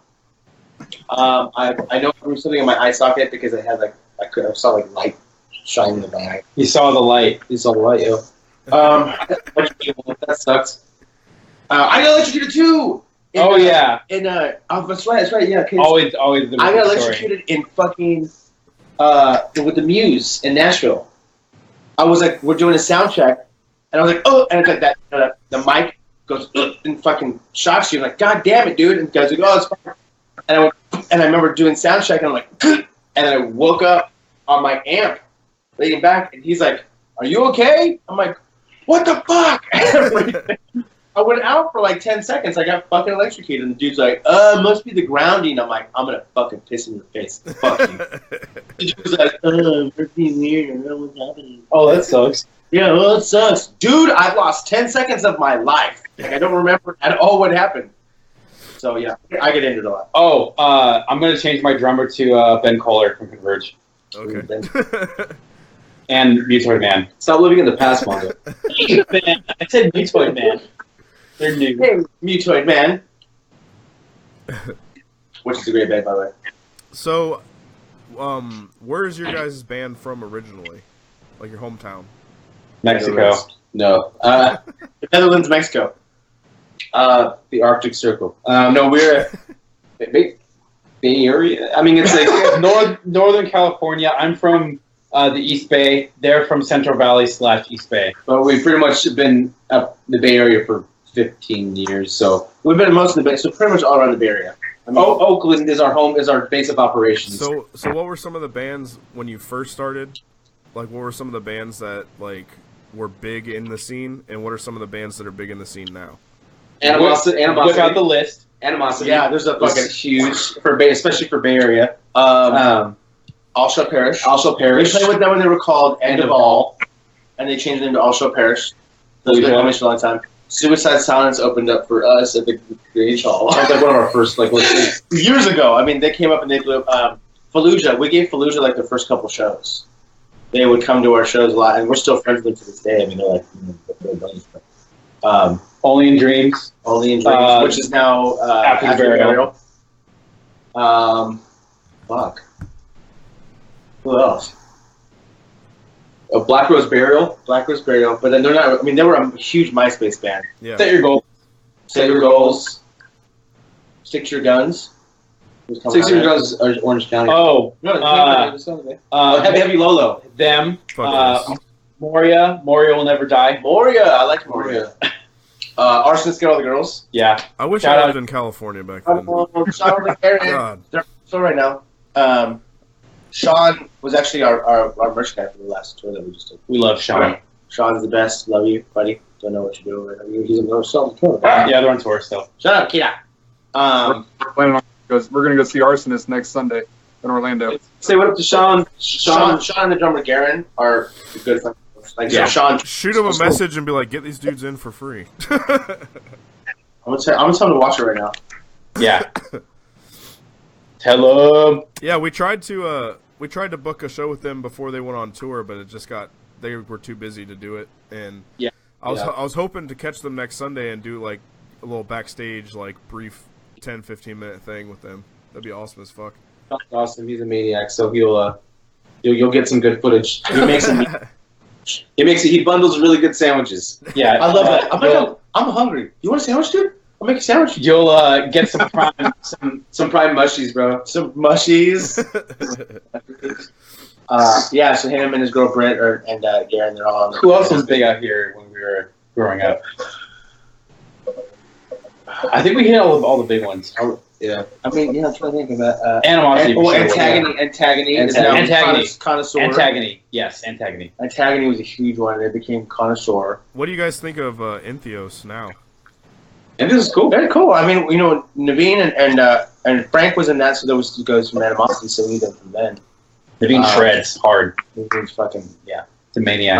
Obviously, he did killer stuff with that. Dude, I have never seen a female do vocals like Cheney. That shit is crazy.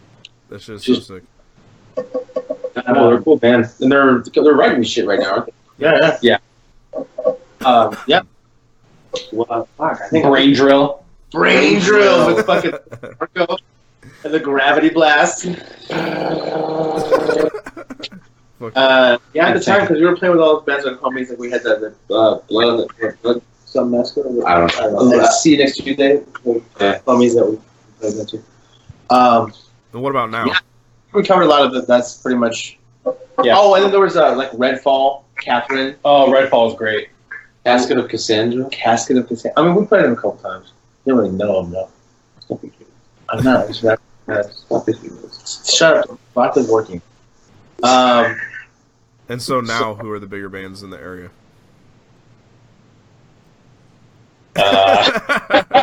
Fallujah's still going. Also, Parish is getting back together.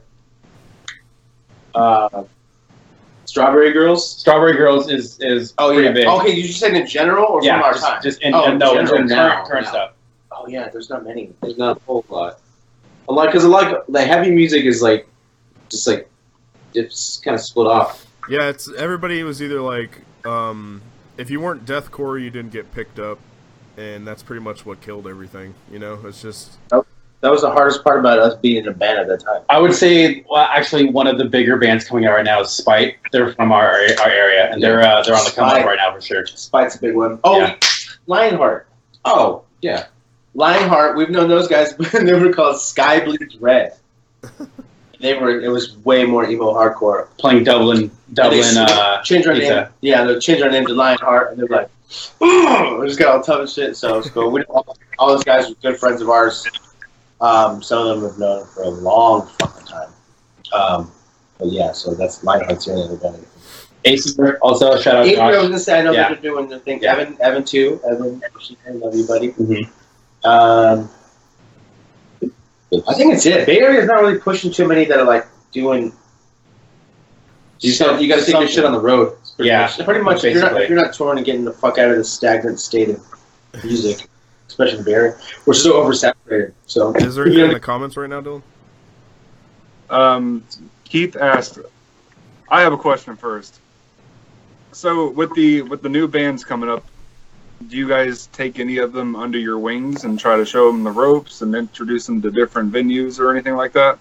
it's pretty much been my sole purpose for the past 10+ years. One that comes to mind is our good friends at Wolf King. Yeah. Not Wolf. Wolf King. There you go. I mean, Yeah. that band in particular, I was managing them for a while. I just heard them one time, and I'm like, I really like what you guys are doing. So I am. I'm trying to give back as much as I can. I managed a venue for many years, actually, out here in the East Bay. Actually, literally across the street from where we're at. And I like, because we didn't have too much of a support system when we were a new band. It was just like, at the time, it was cool. You made some alliances. You made some good friends that way. And then it became like one giant fucking battle of the band for like 10 years. It was hard because everyone was being a fucking dick. And then you pulled people or you had cool friends and everyone was like, oh, cool. And then you were the cool kids to hang out with. But I mean, I forgot who said it. But we interviewed somebody and they said, sorry, somebody just sent me a message. I was trying to read it. Kind of lost my train of thought. Shit. Never mind. I forgot. Sorry. A big thing for me personally is trying to help younger bands, trying to help them learn from the mistakes that I've made and the strengths that I've made, and helping them put them on a path for that. But I mean, we've had so many friends that come in and out. Like we just go to shows a lot. We're around bands a lot. So I'm trying to help. He's got it. I remember now. I forget who exactly we were interviewing. I think it might have been Into the Moat. We were interviewing them, and they said that back in the day, everybody loved everyone, and everybody was really close, and like the music was important and stuff. But the main goal as a band was to destroy all of your friends, like be faster and better than every other band that's out there. Morrissey once said, "We hate when our friends become successful," and yeah, I mean, it's always a friendly competition, whether you take that or whatever you're going to do with it. But the cool thing about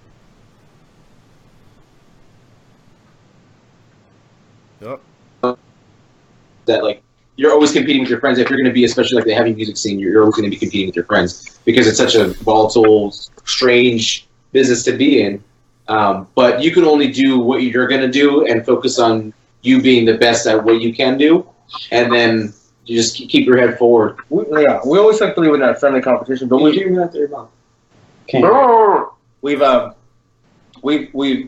always believe in that friendly competition, but we've literally always done what we wanted to do. Like, there's really not much that's changed between like our live show and how we treat other bands, and we've been the same way our entire career essentially. Is that we've always just make friends with the band, don't disrespect it. Sometimes you meet some dickheads along the way, and you let them know they're fucking dickheads. To me, and there can be an antagonist for that. But other than that, I mean, we've made friends with a lot of bands because we know that in the end we're all out there doing the same thing. And, so, what's the worst experience that you've had on the road? Well, for me, what kind of worst experience? Well, for me, I don't drink, so you're like every day is a worst experience. Texas was a little rough. Personally, it was you. It was Sean because he threw up on the band. Sean got calling you out, Sean. But we love Sean. I'm gonna make a drink. Do you guys want a drink? Anybody? No? 2 Roman Cokes, please.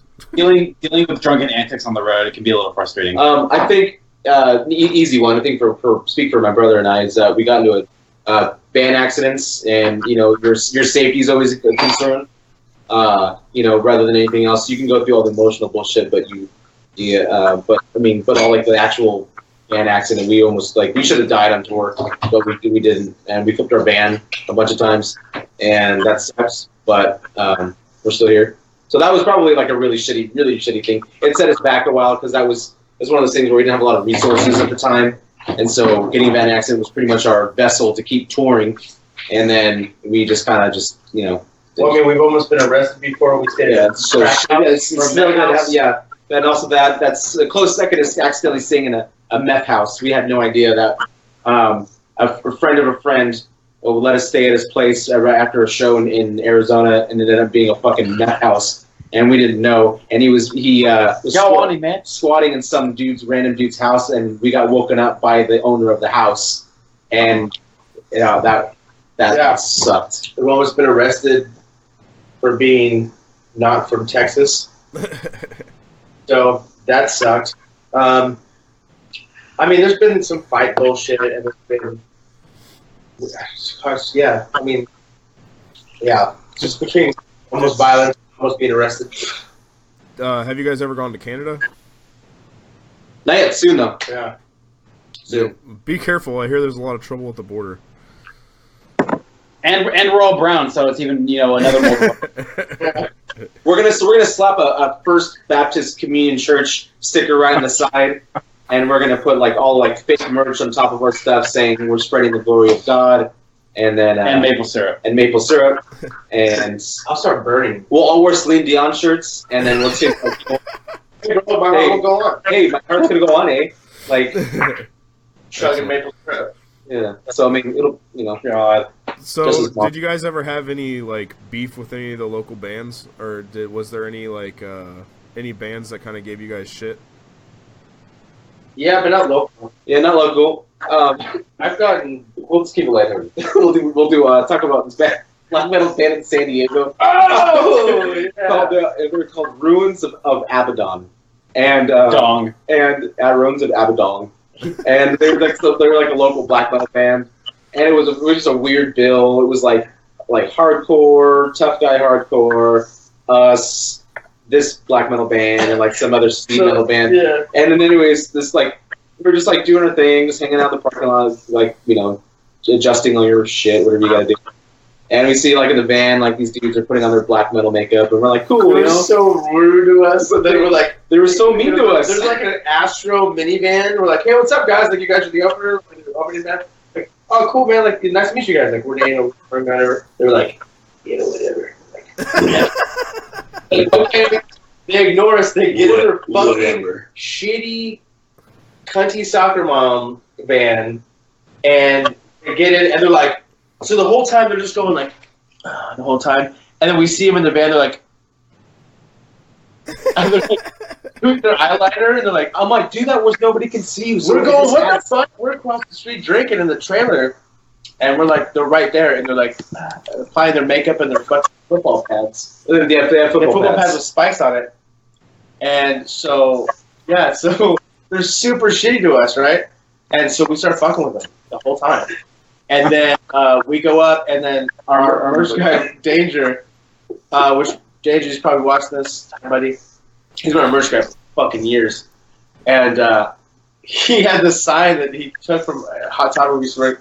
It was Big Money Hustlers from ICP. It was the movie cover. So he's in the front of the stage now going, yeah! And we're like, woo! And like, fuck you faggots, you fucking pussies. Their whole thing was in the black metal bush, like, you're wearing football pads. Stop. And then our drummer Bobby at the time, they had this guy who was this bald head, fucking Phil Anselmo looking motherfucker with camo shorts and a cut-off sleeve t-shirt. He's walking around, and he's we called him their bodyguard. And so he's drinking his PBR or whatever, and then our drummer was right behind him. I'm standing right next to him, and the guy turns around, seriously, he turns around, he's like, nice day we're having, right? And it was cloudy outside, and Bobby's like, yeah, right? Because it's rainy. He goes, yeah. He takes his PBR can and goes, and crushes the can, and turns around and we go, oh! And we just started dying laughing. So this did not work, but and it's the fact, because think about it, you crush the can in movies, maybe it sounds dramatic, but you sure. Sound of crushing the PBR can, we're like, wow, you are a giant vagina. And that was hilarious. So they hated us, and we gave them a reason to hate us after that. After that, we're kind of okay. We're pretty cool with a lot of people. I mean, Wait, I don't think there's anything else. I mean, I've gotten bullshit with other bands. A mirror. What's easy? What am I not like to say? Easy like Sunday night. I've gotten shit with bands I don't like a mirror and a Chilla and Chelsea Green. You've had issues with the mirror before? Oh, yeah. Yeah. Elaborate. Frankie and I don't get along. I think he's... Oh, Johnny Craig. He's a piece of shit, too. From Dance Gavin Dance. The band is good. I really kind of started listening to them the past couple of years. Like, they're actually a talented band. It's a different Johnny Craig is just a piece of shit human being. Frankie's a douche. Chris Franz. I don't understand Frankie's, like, stage presence. He wants to be Durst.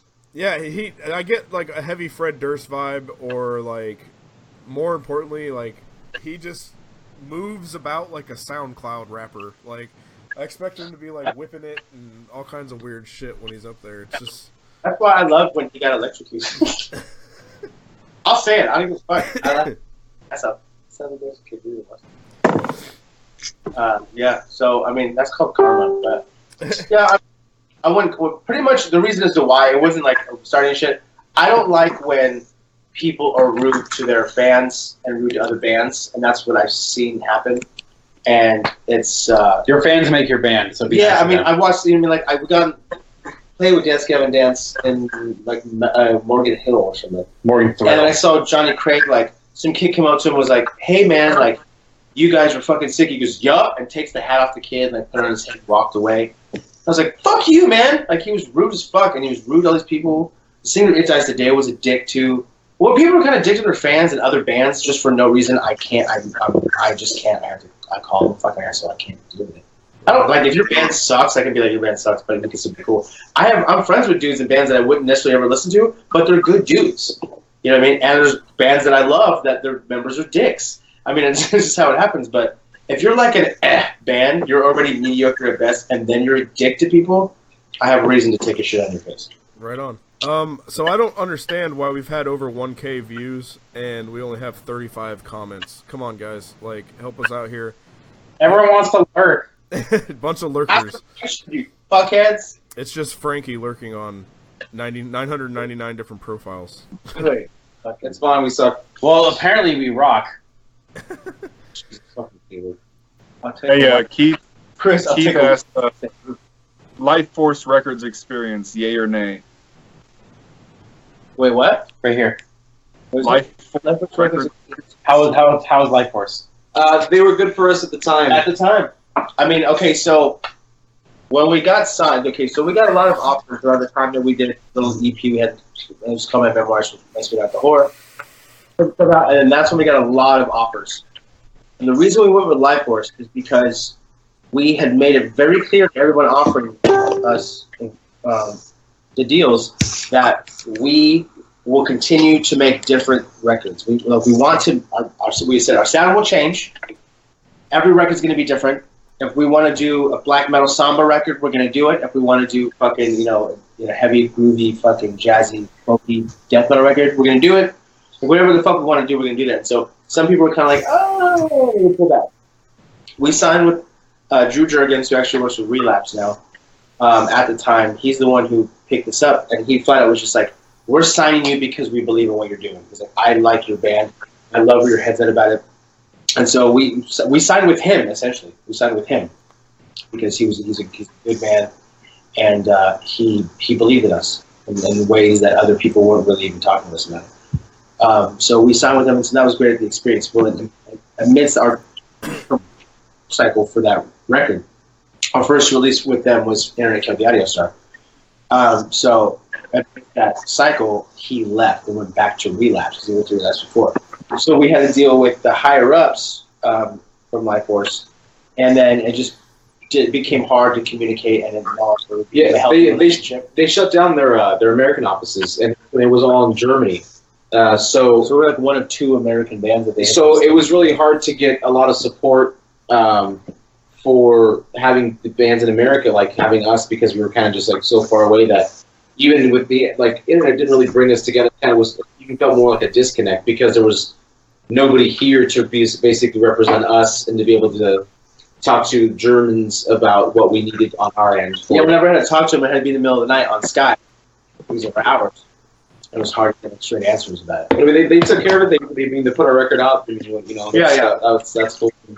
Everything else we kind of just did. It was still kind of like a DIY spirit for us because everything was still on our end, and just touring on our whatever we were going to do. You know, there's not a lot of tour support, so kind of just still did what we were going to do anyways. But they just happened to put our record out, so it was good. It was good for the time, but now we're just kind of doing our thing, so it's good. It's all good. Okay, so that segment went on for quite a while. We're gonna move on to our next one. Told you Hey, it's okay. Like I said, long-winded interviews are always the best because we learn more about you guys than us just talking shit. So the next segment is the everyday carry segment. So just show us what you guys carry in either your pockets or carry in your everyday life. I have my keys with Boba Fett because Star Wars rules. I have chapstick because you need that. Today I have guitar picks because I'm playing guitar again and I wanted to get some picks. I have like boxes of picks in the I studio. don't care. I care. Thank you. And my wallet with. This is my life. Give me your credit card number. Give me money. Give me your credit card. My credit card number is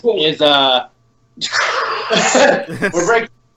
I usually have my knife on me. I have a Smith & Wesson Tonto tip, 4.5 inch that I keep on the motherfucker. That is my favorite style blade for sure. Boom! See, bitch. Tonto tips. I also have a K-bar. I want to touch your Tonto tip. That's weird. I also have a K-bar that I sometimes carry on me, but it's sitting in the door of my wallet, cigarettes, and my Zippo. Those will kill you, Wes. Do you know any Zippo tricks?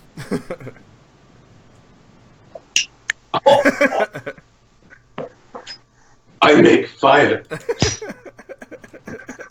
I also have a lot of video apps on my phone because I'm a videographer by trade. That's my job. So I actually helped produce our music video. I was working at a rental house at the time, so I had great access to equipment and stuff like that. So we were able to shoot on Red, probably like a $20,000 camera kit that we got to use for a day doing this video. So one of my old coworkers, Kevin, came out and helped us. We shot all day in Sacramento. It was probably about like 110 in the studio we were shooting in. And then we did the effects at my house with some DIY Hollywood magic. So, but that's not in your pocket. But my but the phone's merely a tool for the mind to express it oneself. What phone do you have? I carry my headphones with this shitty little iPhone 7 plug-in thing, and I just carry that and listen to music all day when I walk around. Because I walk around, it's cool, and you get music because music is cool. Have you put that helmet on your dog yet? That's all I want to know. Shoot, not yet. Kita, come here. Come here, Puppy. come here. Come here. Come here. Yeah. I carry dog. Don't dead fish it. Oh my god! She's not wanting Come here. She doesn't want to. Come here. No, she doesn't want She doesn't want to. Okay, hold on. Just Here. I carry this in my pocket where I go. Nikita, say hi to the internet world. Say hi. Say hi, Pepin. Say hi. Whap whap. So she's my little wolf. She's a timber wolf Siberian Husky mix. She's cute as a button, and she's literally with me all the time. Oh, you see that? No, you can sit up. You don't hide. She's fine. All right. She's fine. Off camera, I beat her. And so is that all you carry is headphones? a wallet. I mean, it's just that's pretty basic. You your earplugs. Oh yeah.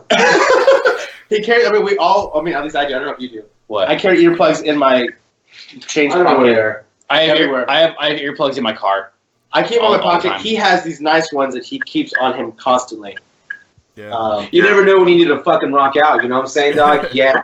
I have tinnitus and I don't carry earplugs at all. By the way, I Okay, should. so we do. There's this. You know, obviously there's the horns, but when you see dudes do this, they don't deserve your respect.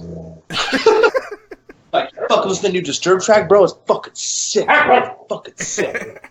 They're like, How many masks do you have in this house? 5, 6. Why didn't you all wear them the entire interview?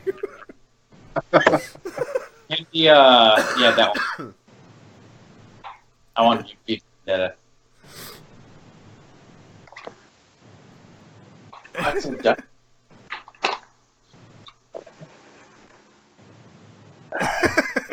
Much better. This is very appropriate for our next segment. The Would You Rather segment. Or no, wait, not yet. Sorry. First, we have the show and tell segment where you show us the vinyl. Mondo, I hate to say it, but it doesn't look like you've changed very much wearing that. yeah. All right. So show and tell. Talk about what? Because we're at my place right now, so I have all my shit with me, and I know that Wes has a couple of these. Yeah, that's fine. So we can. Yeah, So I can show you. I'm a big vinyl collector. sure. Oh, so I just got this yesterday. So this is the new Dead Cross record, Hell yeah. and it's really cool. Actually, all of the art inside, all the lyrics are white and white printed, but it's actually all bioluminescent ink. So it's all glow in the dark, which I think is super, super sick. That is very Here's stuff better. Yeah, and then also I got the new band called Ether from Florida, and they're pretty fucking awesome. Shout out to Devin if you're watching this. A few of the dudes from Remembering Never. This is what some of the dudes. This is what they do now. I'm gonna have to check that out. We're actually both from Florida. Oh yeah, dude. It's Pete and Devin from Remembering Never. They're both in this band, and this is a really fucking great record. And then just got visuals from the band Mew, some Danish weird, kind of proggish, weird arena rock, spacey stuff. Arena rock. They're like now there. Listen to this record. Your arena rock. It's like pseudo new weird arena prog. Your arena rock. And then this band Life and Times. This is like the dark side of the moon of our time right now. It's such a great fucking record. Lots of beats from Life and Times. Have you ever heard of Shiner? No, we haven't. But everything that everybody usually tells us about, me and Dylan usually research after the show. This band is one of my all-time favorite bands, and this whole record's incredible. This and they have a record before this called No One Loves You Like I Do, and that is fucking phenomenal. Really tonally heavy, huge, sad rock. Yeah, great tone, Just big. just power, just powerful. It's just unique. It's just The singer, the vocalist of this band did a track with Pelican, one of their few vocal tracks they did on only vocal track. only vocal track they did on. I can't remember which record. The City of It was Echoes? on no we Fire and Earth. Those was back in the no. It's we come. I don't know. Anyways, and my last one I have that's kind of cool that I had off the top is the Westworld soundtrack, because Westworld's a great fucking show, and they have a lot of reinterpretations of like Radiohead songs and like Nine Inch Nails and. Right. One record getting is that the American Gods soundtrack is because Mark Lanigan from Screaming Trees was one of my all-time favorite bands, one of my all-time favorite vocalists. Who's done a lot of stuff with Queens of the Stone Age. Can you get more? Because I didn't want to take this. What is this? It's a segment. So Mark Lanigan, one of my all-time favorite vocalists. Have you heard of Screaming Trees? Have not. Have you heard that song in the 90s, I Nearly Lost You? I nearly Nope. I haven't heard. Okay. Well, have you heard Songs for the Deaf? Yes, definitely. That's one of my favorite albums. Okay, so he's the one. He's also singing on the track. He does Hanging Tree. Like he has a smoky voice. Yes. On my hanging tree, spreading to the breeze. That guy, Mark Lanigan. So every episode of American Gods, he does a song. He does like a cover of every episode, and they're all fucking phenomenal. He did like a Tom Waits cover. He did a Prince cover. He did. Are you just playing around? You that kind of No, yeah, it's just the second one's called Jeremy. Yeah, Yes. I actually got into Queens from the CKY 2K video. Do you remember that? Wow, yeah. When they had the very first song from Songs for the Deaf on the album. The very first song was in that video or whatever, and I fucking absolutely loved it. So then I looked it up after that, and I've been listening to that album ever since. I just saw CKY actually the other day. I just saw them at Warped Tour, and I went to work. Not I impressed. literally watched. I didn't know the vocalist was gone from the band, and now it's like Chad Ginsburg. No, for CKY. Yeah, he wasn't there when I just saw Chad Ginsburg singing the songs, and it was bad. No, they had. What are you doing? Well, Jess Majera came back, so he left. So I saw CKY, and the reason I went was to go see Candiria, because that band is fucking phenomenal. And then I saw CKY, and they killed it. And then I didn't really watch anyone else. I kind of just made fun of a mirror from afar. And then, I saw a little bit Knocked Loose. That band. Yeah, Keita, shut the fuck up. They're one band I thought were in that Tumblr hype circle of bands. Yeah. But heavy, I saw them with Every Time I Die on the last tour with them, and they like exceeded my expectations. Everyone says that from that tour because Knocked Loose. I heard the name, and then everyone was like, "Dude, did you see them?" And Every Time I Die, and all my friends around the country, all of them were like, "Dude, Knocked Loose like killed it on that tour." And so when they worked, they had a great crowd. And it was funny listening to them because like some of the riffs are very death metal. Like it sounds like Dying Fetus, like some stuff. Disembodied. And then he's like, bah, bah, and so it's like hardcore vocals. I'm like, you know what? This would be considered death metal if you were like over it, you know what I mean? But it was cool. So they're heavy. They're young, and I'm happy to see what they're doing. I always love seeing Acacia Strain. That's the only reason I went to Warped Tour. Yeah. Really. Vince is hysterical. Yeah, he's dude. I haven't seen him in such a long time, and he's lost so much weight. He looks like almost sickly up there, dude. But like his stage presence he has is just—he's such a fucking powerful like lead person for a band. You see him walking around and how he looks now with his glasses on. He looks like a fucking history teacher. But he's always been one of the people I've been really intimidated to try to get in touch with to interview, just because. Super nice. Vince is a good dude. I've always heard differently, and just from the persona, I suppose. He just and can be dicky like that, but then if you can laugh at it and fuck with him, then you're good. He's not rude by any means, but he'll fuck with you. You know what I mean? He's like, it can be dry. It's like quick and dry humor. So people go, does he like me? He's fucking with you. He's a good dude. I will always have the Deadwalk in my heavy rotation because like that album's like it's untouchable. They have one of those catchiest intros with yeah. I just like it because like when we'll get to that record momentarily. We when I went out to see them, everybody always has like their intro music when they come on stage is all like triumphant, or like there'll be bands who have like, they'll play something funny or something before they come out. The Acacia Strain just walked out. They all walked out there and just went, "We're the Acacia Strain. We're here to fuck you up." And then they just went straight into a song, and like it was the best intro I've seen by far the entire day. Like it was so sick. But anyway, proceed. Ours is we're here to bum you out. we're here to make you sad. Totally, because this was actually he came up with that too. We're like, "Hey, we're here to bum you out." So I started saying it. People were like, "Huh?" Then we started playing something, and they go, "Oh, okay." Bummed out officially.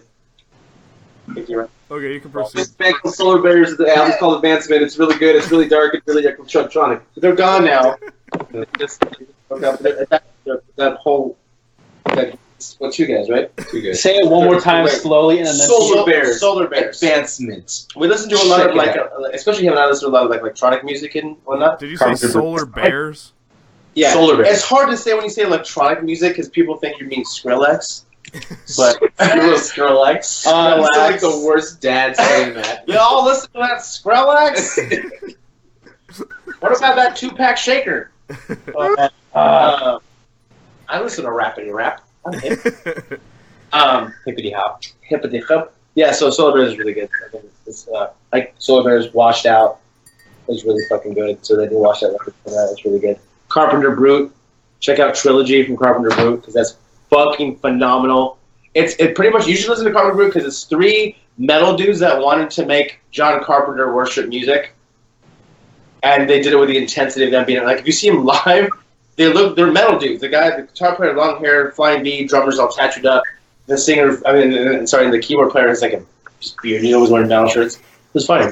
But it's a weird duality what they do musically, but they're an amazing band. So check out Carpenter Brut. Right on. Fuck, amazing. All right, so now we'll move on to the next and last segment of the show. This is everyone's favorite segment of the show because they get to hear you guys say ridiculous shit. As if it's been happening for the past hour. All right, so we'll jump into it. You guys understand the rules of Would You Rather? Yes. You just pick one. Yes, one or the other. Kill yourself is not an option. And you get... It always is an option, kids. And you get 1 hard pass. You get to pass one. Yeah, 1 hard pass. 1 hard pass for each or collectively? We'll give everybody 1 hard pass. Each. And I'm pretty sure you're all going to use it on the same questions. I don't need a fucking hard pass. All right. So the first question is, would you rather eat a light bulb every day, but when you poop, it's fine? Or would you rather eat whatever you want, but when you shit, it's broken light bulbs? Broken light bulbs. I'd rather eat Dude, whatever. hold on. But do you feel the broken light bulbs coming out of your asshole? Yes. Then I would eat a light bulb. Every day, that's all you would eat? No, that's not all you eat. You said you have to eat one every day. No. I will eat that shit. I'll wash it down with a couple tacos and a fucking glass of whiskey. I'm okay with that. You know, the question is worded, eat a light bulb every day, but I'm going to make it eat nothing but light bulbs. Oh, you fucked up. You fucked I would eat whatever I want. Then I'm going to have to go with that. I'll take one in the asshole. I'll take shards if I can have a Boston cream pie. I mean, okay.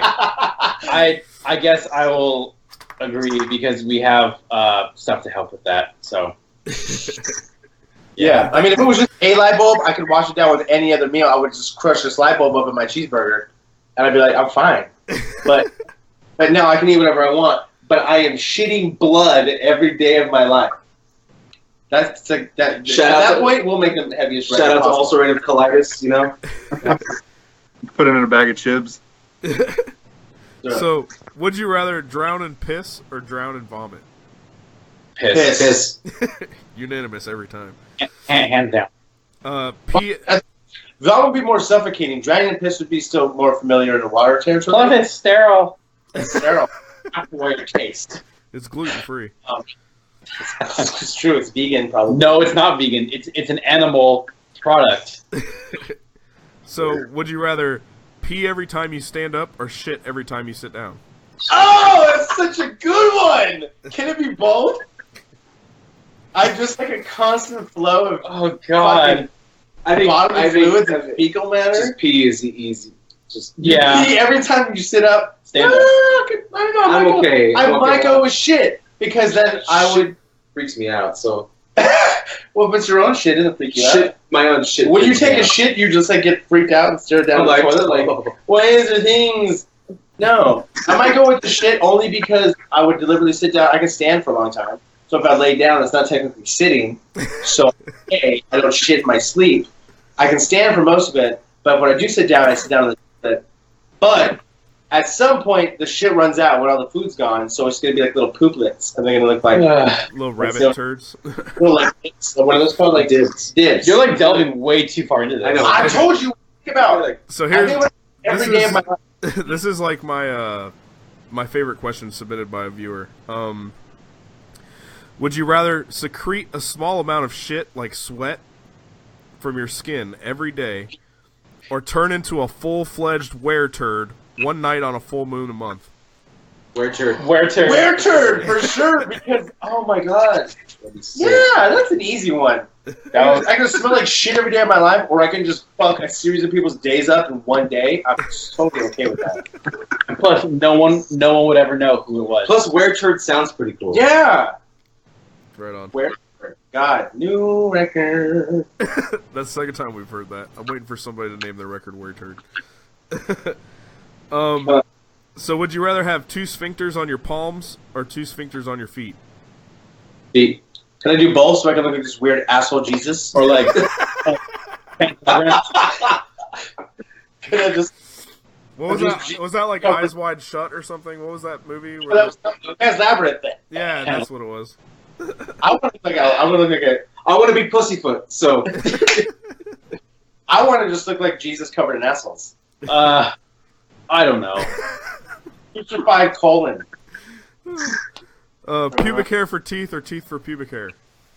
Teeth for pubic hair. Pubic hair. Yeah, that one. That would also be a sick song title. Just saying. I'm sucking that dick. Wait, was it teeth or is it just like there? Are they stationary teeth? Doesn't matter. And fucking everything matters. Are they stationary teeth or is it like a mouth? No, it's just where a pube would sprout. It's just a tooth instead. Pube sprout. That's so crazy. Like that. Yeah, I'm going with that. You'll definitely get your fiber that way. Why would you want hairy teeth? Then you couldn't enjoy your I'm not saying you would, but you would enjoy your Boston cream pie. It'd be so hard to eat a light bulb with pubic hair for teeth. Mike? Fucking try me.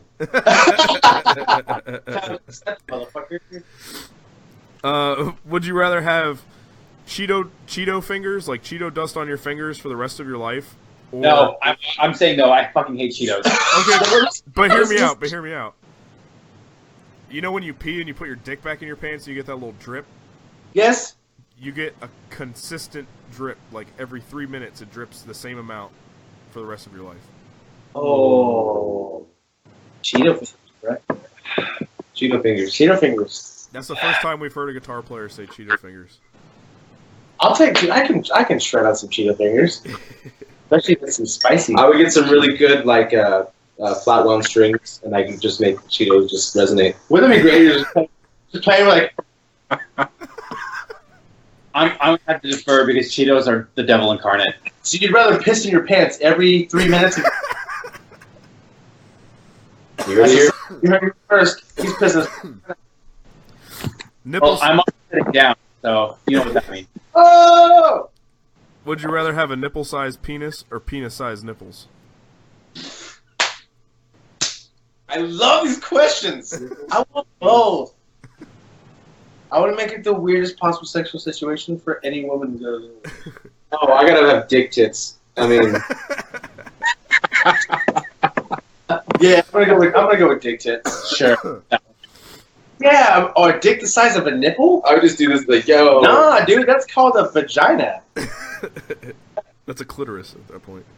It's just a clitoris. That's it. A clitoris with balls. You're just like.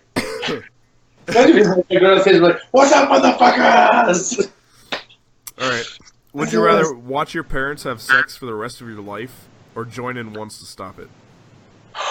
That's a good one. Is that the hard pass one? That's one of them. Our mom's in the room, so pass. Well, okay, hold on. You might not. You might want to save that pass for later. Then That's my hard pass. How long do you have to watch? for the rest of your life. Like endless, like 24 hours a day. Well, 7 days. the way I see it is like picture in picture on your TV. So, like in the top screen of your everyday life, you'll just see your parents having sex. Skype is right now. Okay, and then what counts as your Joining in? Yeah. Yeah. I'm thinking you gotta either touch the snatch or touch the dong. I know. We have a- like we have one. I have a stand. Walk away. Yeah. By No. joining in, you have to Allowed to answer that question? You shouldn't. build up to What? ejaculation.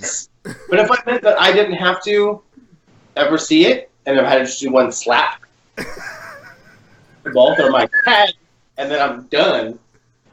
He said touch. His words. Like, and that was it. You have to at least stimulate them in some way. Now I'm changing your shit. Well, I mean, that's joining in, right? Yeah. You're making When you're having sex, you're working towards a goal. You have to help at least achieve the goal in Not the always. smallest way possible. There's not always a goal in sex. There's winners and there's losers. Mondo, you're getting quiet down there. What's going on with you? He Why? gets bashful. I'm shy. He's the bashful one in the band. So Wes is the talker of the band. Obviously. Jeremy is the sensibility, and I'm somewhere in the middle / quiet guy. Do not give him the sensibility. He'll take it. So you watching your parents have I'm sex, or one. are you joining it in, Mondo? I don't give a shit. E46, join in. You get one hard pass. Wanda. Yeah, you still gotta answer this motherfucker. Hey, just before we continue, Rose Garcia said, "Wes, Jeremy is going to have a heart attack." That's our mom. That's our mom. Next question. Would you rather fight a duck-sized horse or 100 horse-sized ducks? Horse-sized ducks. That'd be Horse-sized fun. ducks. I try- Sword-sized duck. Totally. I'd attempt to saddle it. Because if I go down, I'll take it up with pride. It would quack me up. Done. Oh. Would you rather shower in fish tank water for the rest of your life or have raisins for fingernails? What kind of fish? Raisins. Raisins for fingernails. Fucking your choice, man. What kind of fish? Wait, what was it? What was it again? Or bathe in fish water the rest of your life, or have raisins for fingernails. Raisin fingernails. Raisins. My showers are like my fucking sanctuary. Yeah, but I'm also not a big raisin fan. I hate raisins too, but I want fucking my showers. Bite your nails. Be like, That's like No, it'd be like, you like raisins. If you don't like raisins, I like raisins. I fucking hate raisins. I'd still take it over. it's like if everything tastes like onions, I'd kill myself. Put some sunglasses on. And whoever invented onions sucks. You're the worst brown person. Dude, I like my tacos without onions. I'll do cilantro and salsa. That's weak, dude. All right. Next question. Arms Jeremy- arms for legs or legs for arms? You get a set of 4, basically. Can I just? Oh, okay. So it's either instead of 4 arms or 4 legs. I would have arms. Is it an option to just switch them? What do you mean? No, it's I mean, can I have both? no, it's 4. You have both. No, like legs on my arms and arms on my legs. No, not flip. You have to have 4. That's what I'm saying. Is it an option to do that? No, Well, 4 you either get arms for legs, so you have legs for arms, or you get arms, or you get arms for legs, so you have or legs for arms. For legs and legs. I was just asking whether I could just switch them. I didn't know if that was. So either way, you would have a set of 4. Arms. I thought 4 arms. 4 arms. I look at Goro. Hell yeah. I'd be shredding. I mean, at that, I'd be a lot of one-man band bullshit. Next question. You get to listen to one artist for the rest of your life, and it's Nickelback or ICP. Nickelback. Oh. First, Nickelbacks. Just Everybody just- so confidently answers ICP, it's disgusting. Why? Leader of Men was a decent song. We heard that growing up. I would have. Look at this crap! That kills me every time.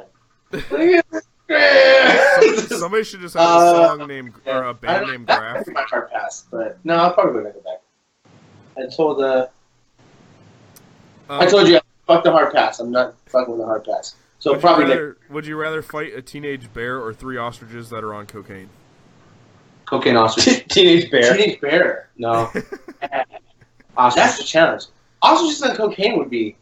That's very interesting. Well, They'd make a lot of really cool noises, though. and their hearts will probably explode before anything happens. Can I too. take them all at the same time, like a weird Godzilla? Stop trying to do a middle ground question. Why Answer can't I for every not? Why question. can't I? Would you rather? Sometimes you gotta grab life by the horns, gentlemen. Not would you call me maybe. Sometimes you gotta grab life by the cocaine ostriches. Fuck them. I'll fight them all. I don't give a fuck. Would you rather have your mom and dad catch you masturbating or you catch them? Catch me. Catch me. I'm entertaining.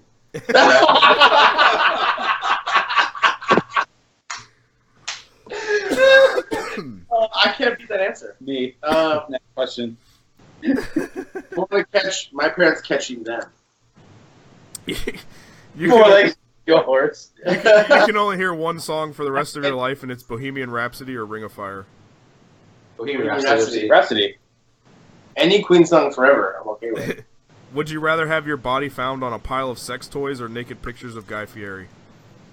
Guy Fieri. Sex toys. I want to go to Flavor Town, so I mean, like, Sex toys for sure, because that's probably Sex how toys. I'm going. because it's like, you know. That's too close to home. That's an easy question. Vagina armpits or an armpit between your legs? Armpit between my. Oh, Instead no, of a dick, Yeah. or like my taint is an armpit.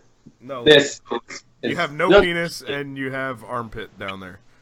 No. Oh no, I need my. I'll take pussy I'll tits all day. take pussy tits. I'll take pussy pits all day. Yeah. I pretend it was a Sarlacc pit, and I would just put Boba Fett, Boba Fett in there. Get some sick Boba Fett tattoos on your Or arms. dude, I would just walk into bars and be like, you want to fuck me? I'd fuck me so hard. Dude, is anybody else upset about the way Boba Fett went out? He went out kind of like a bitch. He didn't die. Yeah. He didn't die. He didn't die. But in the actual trilogy, he did die. In like some fucking parallel universe where somebody made some comic book or like fucking Clone Wars bullshit. There is a book in the Legacies that they did that he came out. They never confirmed that he died. We saw him go in. There's no confirmation that he died. It's not canon. That whole situation. Canon came out. They wrote a series of shit about it. Next question. And also, Darth Maul's not dead either. That was So- a bitch move, dude. It was a bitch move regardless. I told him it was a bitch because he didn't expect to be popular. But Like a blind man bumped into him and he died. Like, blind dudes kill people all the time. Okay. all right, sorry. I didn't mean to push buttons. No, yeah, I'm a nerd. Don't, yeah, you fuck with that. You get the horn. 10-inch long belly button that sways to music, or an accordion's for legs. Accordance for legs. That'd be so fun. Belly button, because it'd be fun to like go. Sounds like an extra dick. You know, KFC doubled down. Well, West doubled dong. I'll double dog. I'll double dog it. Would you rather have no penis or 5 penises? 5 penises. 5, That sounds like a fucking. 5, It's a party, man. 15, 25. Just like I'll a pack of hot dogs down there. I don't use all of them. I would name them after members of Korn. This is David. And this is Monkey. Oh God. Next question. I'll do it after members of Linkin Park because there's only 5. Would you rather cut Dude. off... Hey, pay attention. Would you rather cut off one of your fingers or pay $5,000 of your own money to go to the person you hate most to go on vacation? $5,000 to pay the person vacation. Easy. Which finger? Any of your choice. $5,000. But I you would. have to be the one to cut it off. Yeah, no, I couldn't do that. Fight Club, eh? If I could take someone. You could deal with people you hate. You'd be fine. Do you know how the people that I legitimately hate? You would. I don't have $5,000. Then fuck. If I don't have $5,000, then what do I do? Just chop off the finger. This one's going. No. Vacation. This one would go. Vacation. I can play. I type and I play piano like this anyway, so guitar would be this. Would you rather live forever or die in the next 5 minutes? Live forever. Both. I'm selfish. Either or. I don't care, honestly. You're so in the middle. Pick one. Live forever. I could die in the next 5 minutes. Be okay with that. But, yeah. This is But if usually Forever. this is usually the hard pass. Let me find it so I phrase it correctly. Do it. And You definitely skipped it, huh? how about this? You already gave your hard pass. Next. Go say it. All right. You didn't do this. Did you? Would you rather? I feel so bad because your mom's watching. Would you rather fuck your mother in your girlfriend's body or fuck your girlfriend in your mother's body? Ooh. Like Freaky Friday kind of situation. Like it's your mother's consciousness in your girlfriend's body. Or, Mom, it's still time to leave. Hard pass. That's your hard pass. Yeah, that's my hard pass. You can't hard pass it. Oh, yeah. Well, this is weird because You have to lay that as a factor. no. Because that's easier. I think that's easier.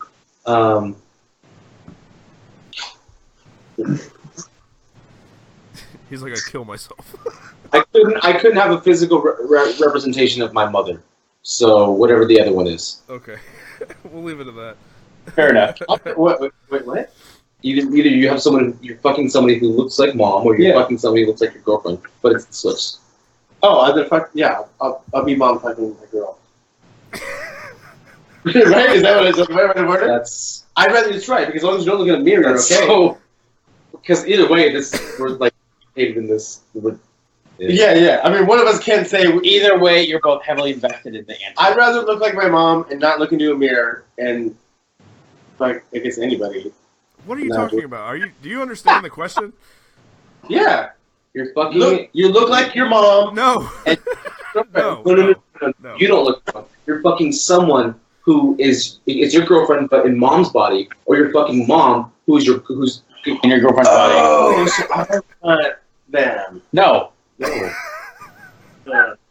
Okay, yeah, I'm gonna go with the. I'm gonna go with mom and girlfriend's body. All right. Jesus. That question gets harder to ask every week. Right now, like motherfuckers. All right, would you rather sweat milk or grow blue cheese like plaque on your teeth? I would sweat blue milk. Sweat milk or have blue cheese on my teeth? Like, blue cheese grows like plaque on your teeth. He looked like Bishop from Aliens. I'd be okay with that. Yeah. Cool. I hate blue cheese. So I love blue cheese. The other one. Blue cheese like plaque. That means it's like the schnozberries. It's like schnozberries. Like No, that means no one will kiss you because your mouth is full of cheese. What if I find someone who likes blue cheese? Yo, have you guys ever? One of you have a Google phone, right? Like a Android. I have a Pixel. Yes. Ask Google Assistant what snozberries taste. What are snozberries? And have your phone on loud. What are snozberries? Hold on, where's it again? Okay, Google. What are snozberries? These are the top results. Ah, boring. No. Okay, Google. You just didn't do it? What do snozberries taste like? Here are the top search results. No. Boring. Okay, let's move on. Next. Okay, Have you seen the? What are snozberries?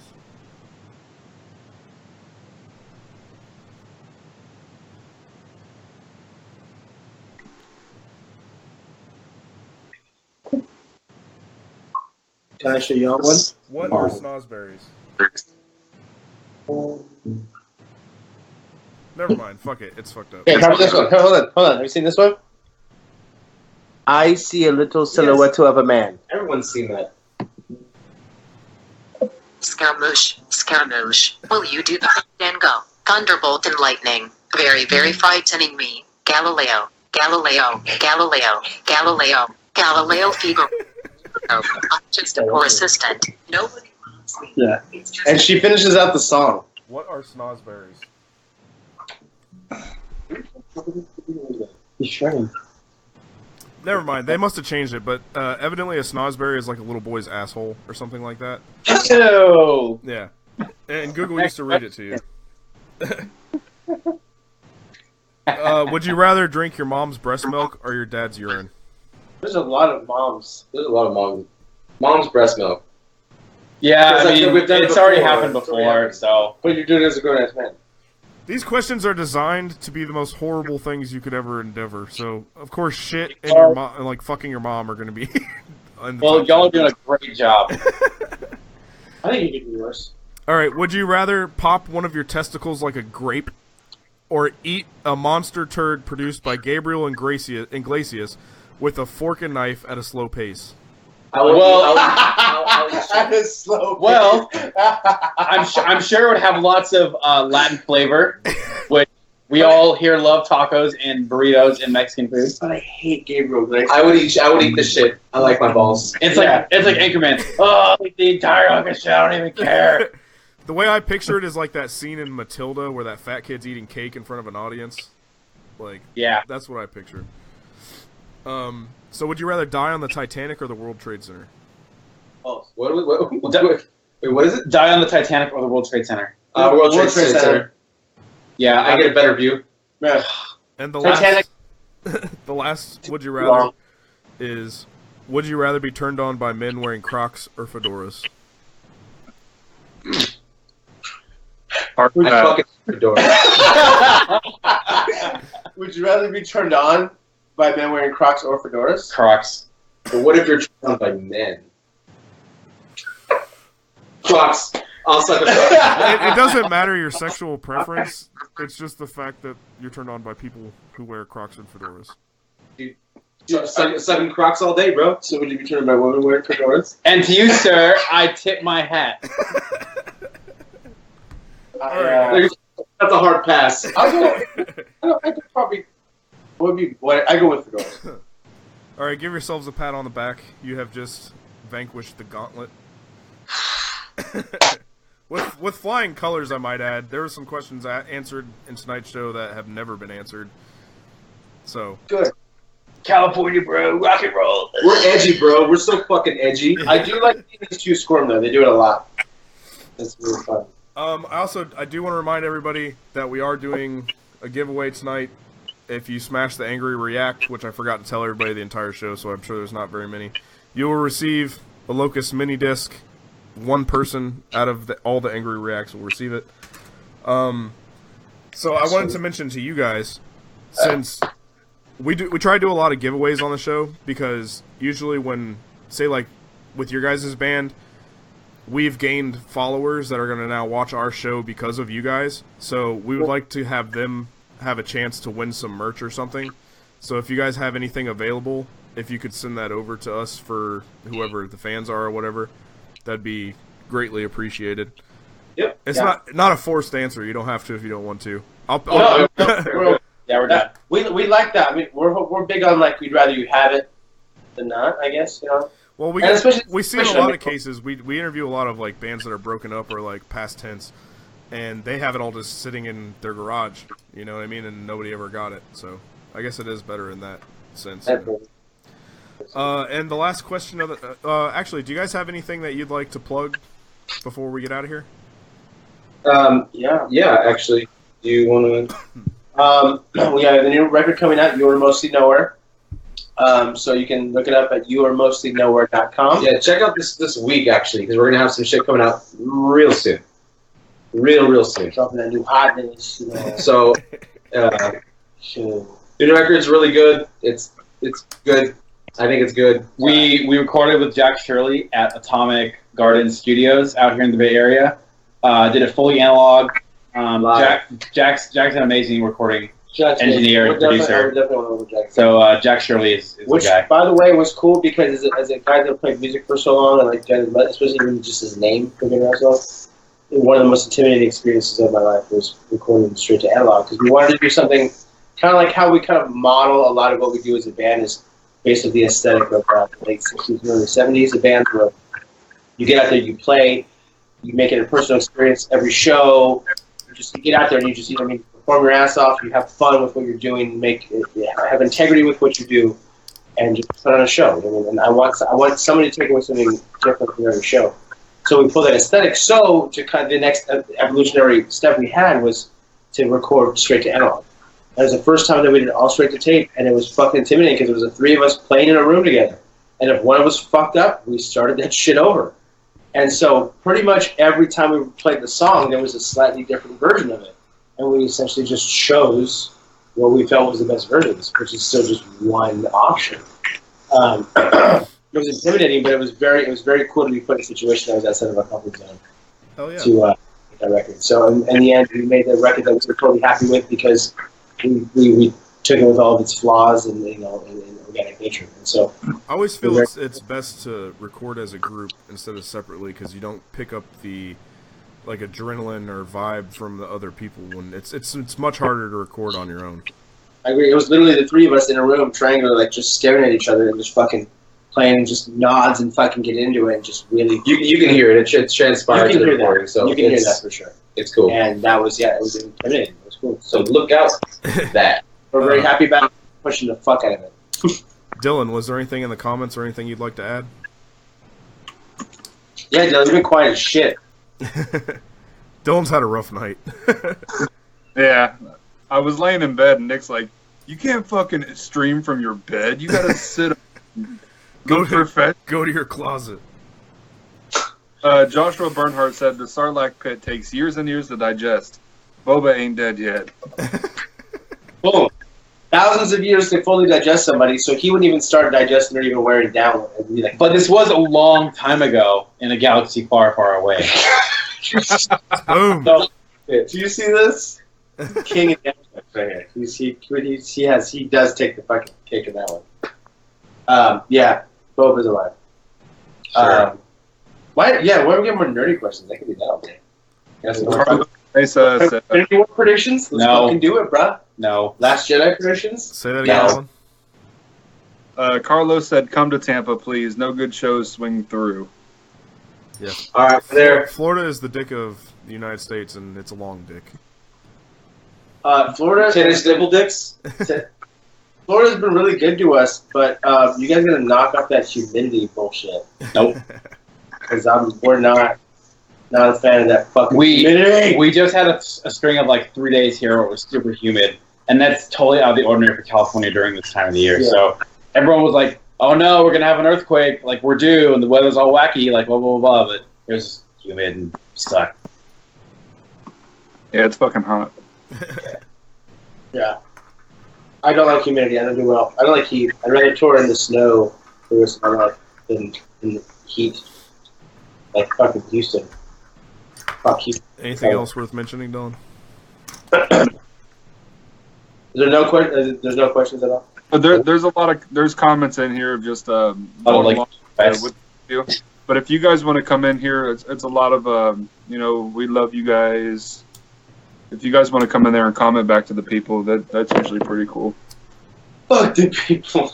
I couldn't say that with a straight face. You heard it here Fuck you first. guys. It's alright. All right. Well, Yeah. I guess with that being said, the last question I usually ask is, what has been the most fulfilling moment of your musical career?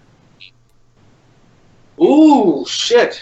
What a question. This Playing one with gets, Dylan. it gets pretty sensitive sometimes. For me, playing with Dylan Escape Plan.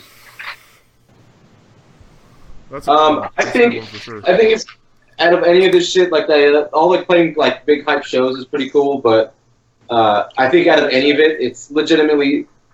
It's just comes down to basic. Something that just walked in. Sorry. something that you selfishly do. You play music in a room and then you play it live, and one person to be like, "Hey man, that was pretty cool." Like that's just, honestly, it's like something that you're like, "Shit, other people kind of like this too." Okay, that's cool, and then you kind of start to people will tell you that, and it's like cool that a noise that you made in your place, and then you took it to the world, and somebody out there in the world appreciated it. Is just huge. It's still kind of a weird thing because I think we all write and play music almost selfishly because we just do what we want to do anyways, and the fact that somebody else is on board is that's fucking awesome. There's never better feeling. And it's a really hard question to answer because I feel like either I haven't hit it yet or any show I've ever played has been that situation. Because any show I've ever played where somebody legitimately connected with what we were doing, and they're like, "Dude, you guys are sick." I'm like, "That's cool, man," because I did it because I'm doing it for my own survival. I like playing music. I like playing music. I like playing with my friends. I like playing with my brother. I like doing that. So I'm aware of the business aspect of it. I'm aware of the conscious idea of projecting the band and trying to push it. But I just like playing, especially live.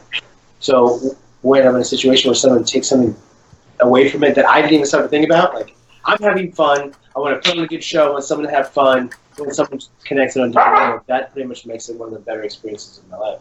But I mean, of course, you can pick certain shows and certain tours, but maybe I haven't even hit that yet. You know what I mean? When you just hit go, this is the thing. And I know it sounds pessimistic, and how I look at it is that I think because maybe I haven't hit it yet, that dissatisfaction is going to constantly make me strive for more and more and try to achieve more in my musical career.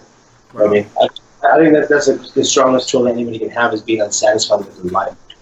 You give up, or you can just make something happen. Keep moving. So I don't know. It's hard to find one. I mean, obviously you can like play with the bands that you idolize. You know what I mean? Like that's always fun. That's we've had a lot of those. We've heard sort of bands that we grew up with and all this kind of shit. And bands we listened to in high school kind of stuff. And like obviously Dillinger, Candiria. Which in the end, like becoming friends with them, we're friends, and it's cool. So even then, like we always joke like we're adults, but we still kind of geek out the fact that we still are friends, but we listen to high school, Yeah. And those are still moments that I get to carry on past one day. It's hard. It's hard to say, but I think if you're happy playing music and you don't find an excuse to make it meaningful for yourself, then you should appreciate it every time you play music. It's the highlight of your musical career because. Some people make it look too much like a job. Some people make it look too mediocre and they constrained on everyday life. And as long as you're having fun with what you're doing, then if you're not having fun with what you're doing, then you're missing the fucking point. Well, that's a pretty great answer. So yeah, we did 1,300 views tonight, just live. That ain't too bad, guys. We did pretty good. Okay. But I do want to thank you guys so much for coming out tonight and wasting your time to help us out. And No, I had fun. It's been awesome for sure. To do anytime. Show me what you got. Yeah. Yeah. Oh, so promotion-wise, YourMostlyKnower.com, pre-sales coming up, tour announcements going to be happening, especially for the end of this year and early next. We all are, doing things. He has project stuff that should be happening, so you follow this guy, pay attention to that, because he has a great fucking side project going on right now. It's fucking amazing. Why don't you tell us who they are, because we do have audio listeners only, and they can't see you pointing to him. Jeremy. Yeah. Jeremy, bass player. Name, Nombre. Has a project. I don't know if you guys have announced it. It's a band called Outed. It's a band that we're a recording project right now, but it's just heavy shit. So With the Ember? Ether. Ether. It'll be some Ether. Yeah, So it's a great project. Please follow him on that because it's fucking phenomenal. I have a couple things coming out. I have a project with our wizard friend over here, future wife. I do some more ambient stuff. So that's kind of what's that. I also have another project called Puncture. It's with some friends of us from Don the Reader, one of them's a Third Definition, and Jeff from Norma Jean. So all of us have a project together called Puncture. We're doing some dates in LA at the end of the month. And then, moving from there. So check out Puncture. Very aggressive, kind of heavy stuff. I haven't been in a straight heavy project. And it's been a while since I just ran around with a microphone. So doing that. He always has film projects in the works as well. Yeah, I'm starting a dad rock band tomorrow. So Sweet. Shit, Dead Rock. Yeah. So yeah, It's called Preach the Offer. Fuck that. it's called Pawn Stars.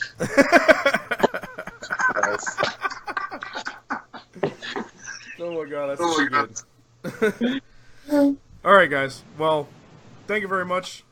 It's been a very long-winded and excellent interview. I hope to be friends with you guys online for quite some time, and hopefully I get to see you guys in Florida. We are friendos. We'll be back in Florida hopefully before the end of the year. Right on. Well, be friends with us. take it easy, guys. See ya. Bye. Nice guys. Nice guys, Dylan. Such nice guys. Ugh. Yeah. I think we're going to call this one short, man, because it's already long, and I got to get my ass in bed. Call Josh. Yeah, I'll get a hold of him. So if any of you guys are Florida listeners, and you're near Orlando on August 13th, that is going to be my birthday. And we're going to be in Orlando at the back booth, checking out Arsonist Get All the Girls. And it'd be cool if somebody finally recognized who I was in person and be like, hey, you're that Sheep's Clothing guy. But whatever, come hang out. Buy me a vitamin water or something. And it's been a good one, Dylan. I'll see you next week. Later, dude. Love you, bud.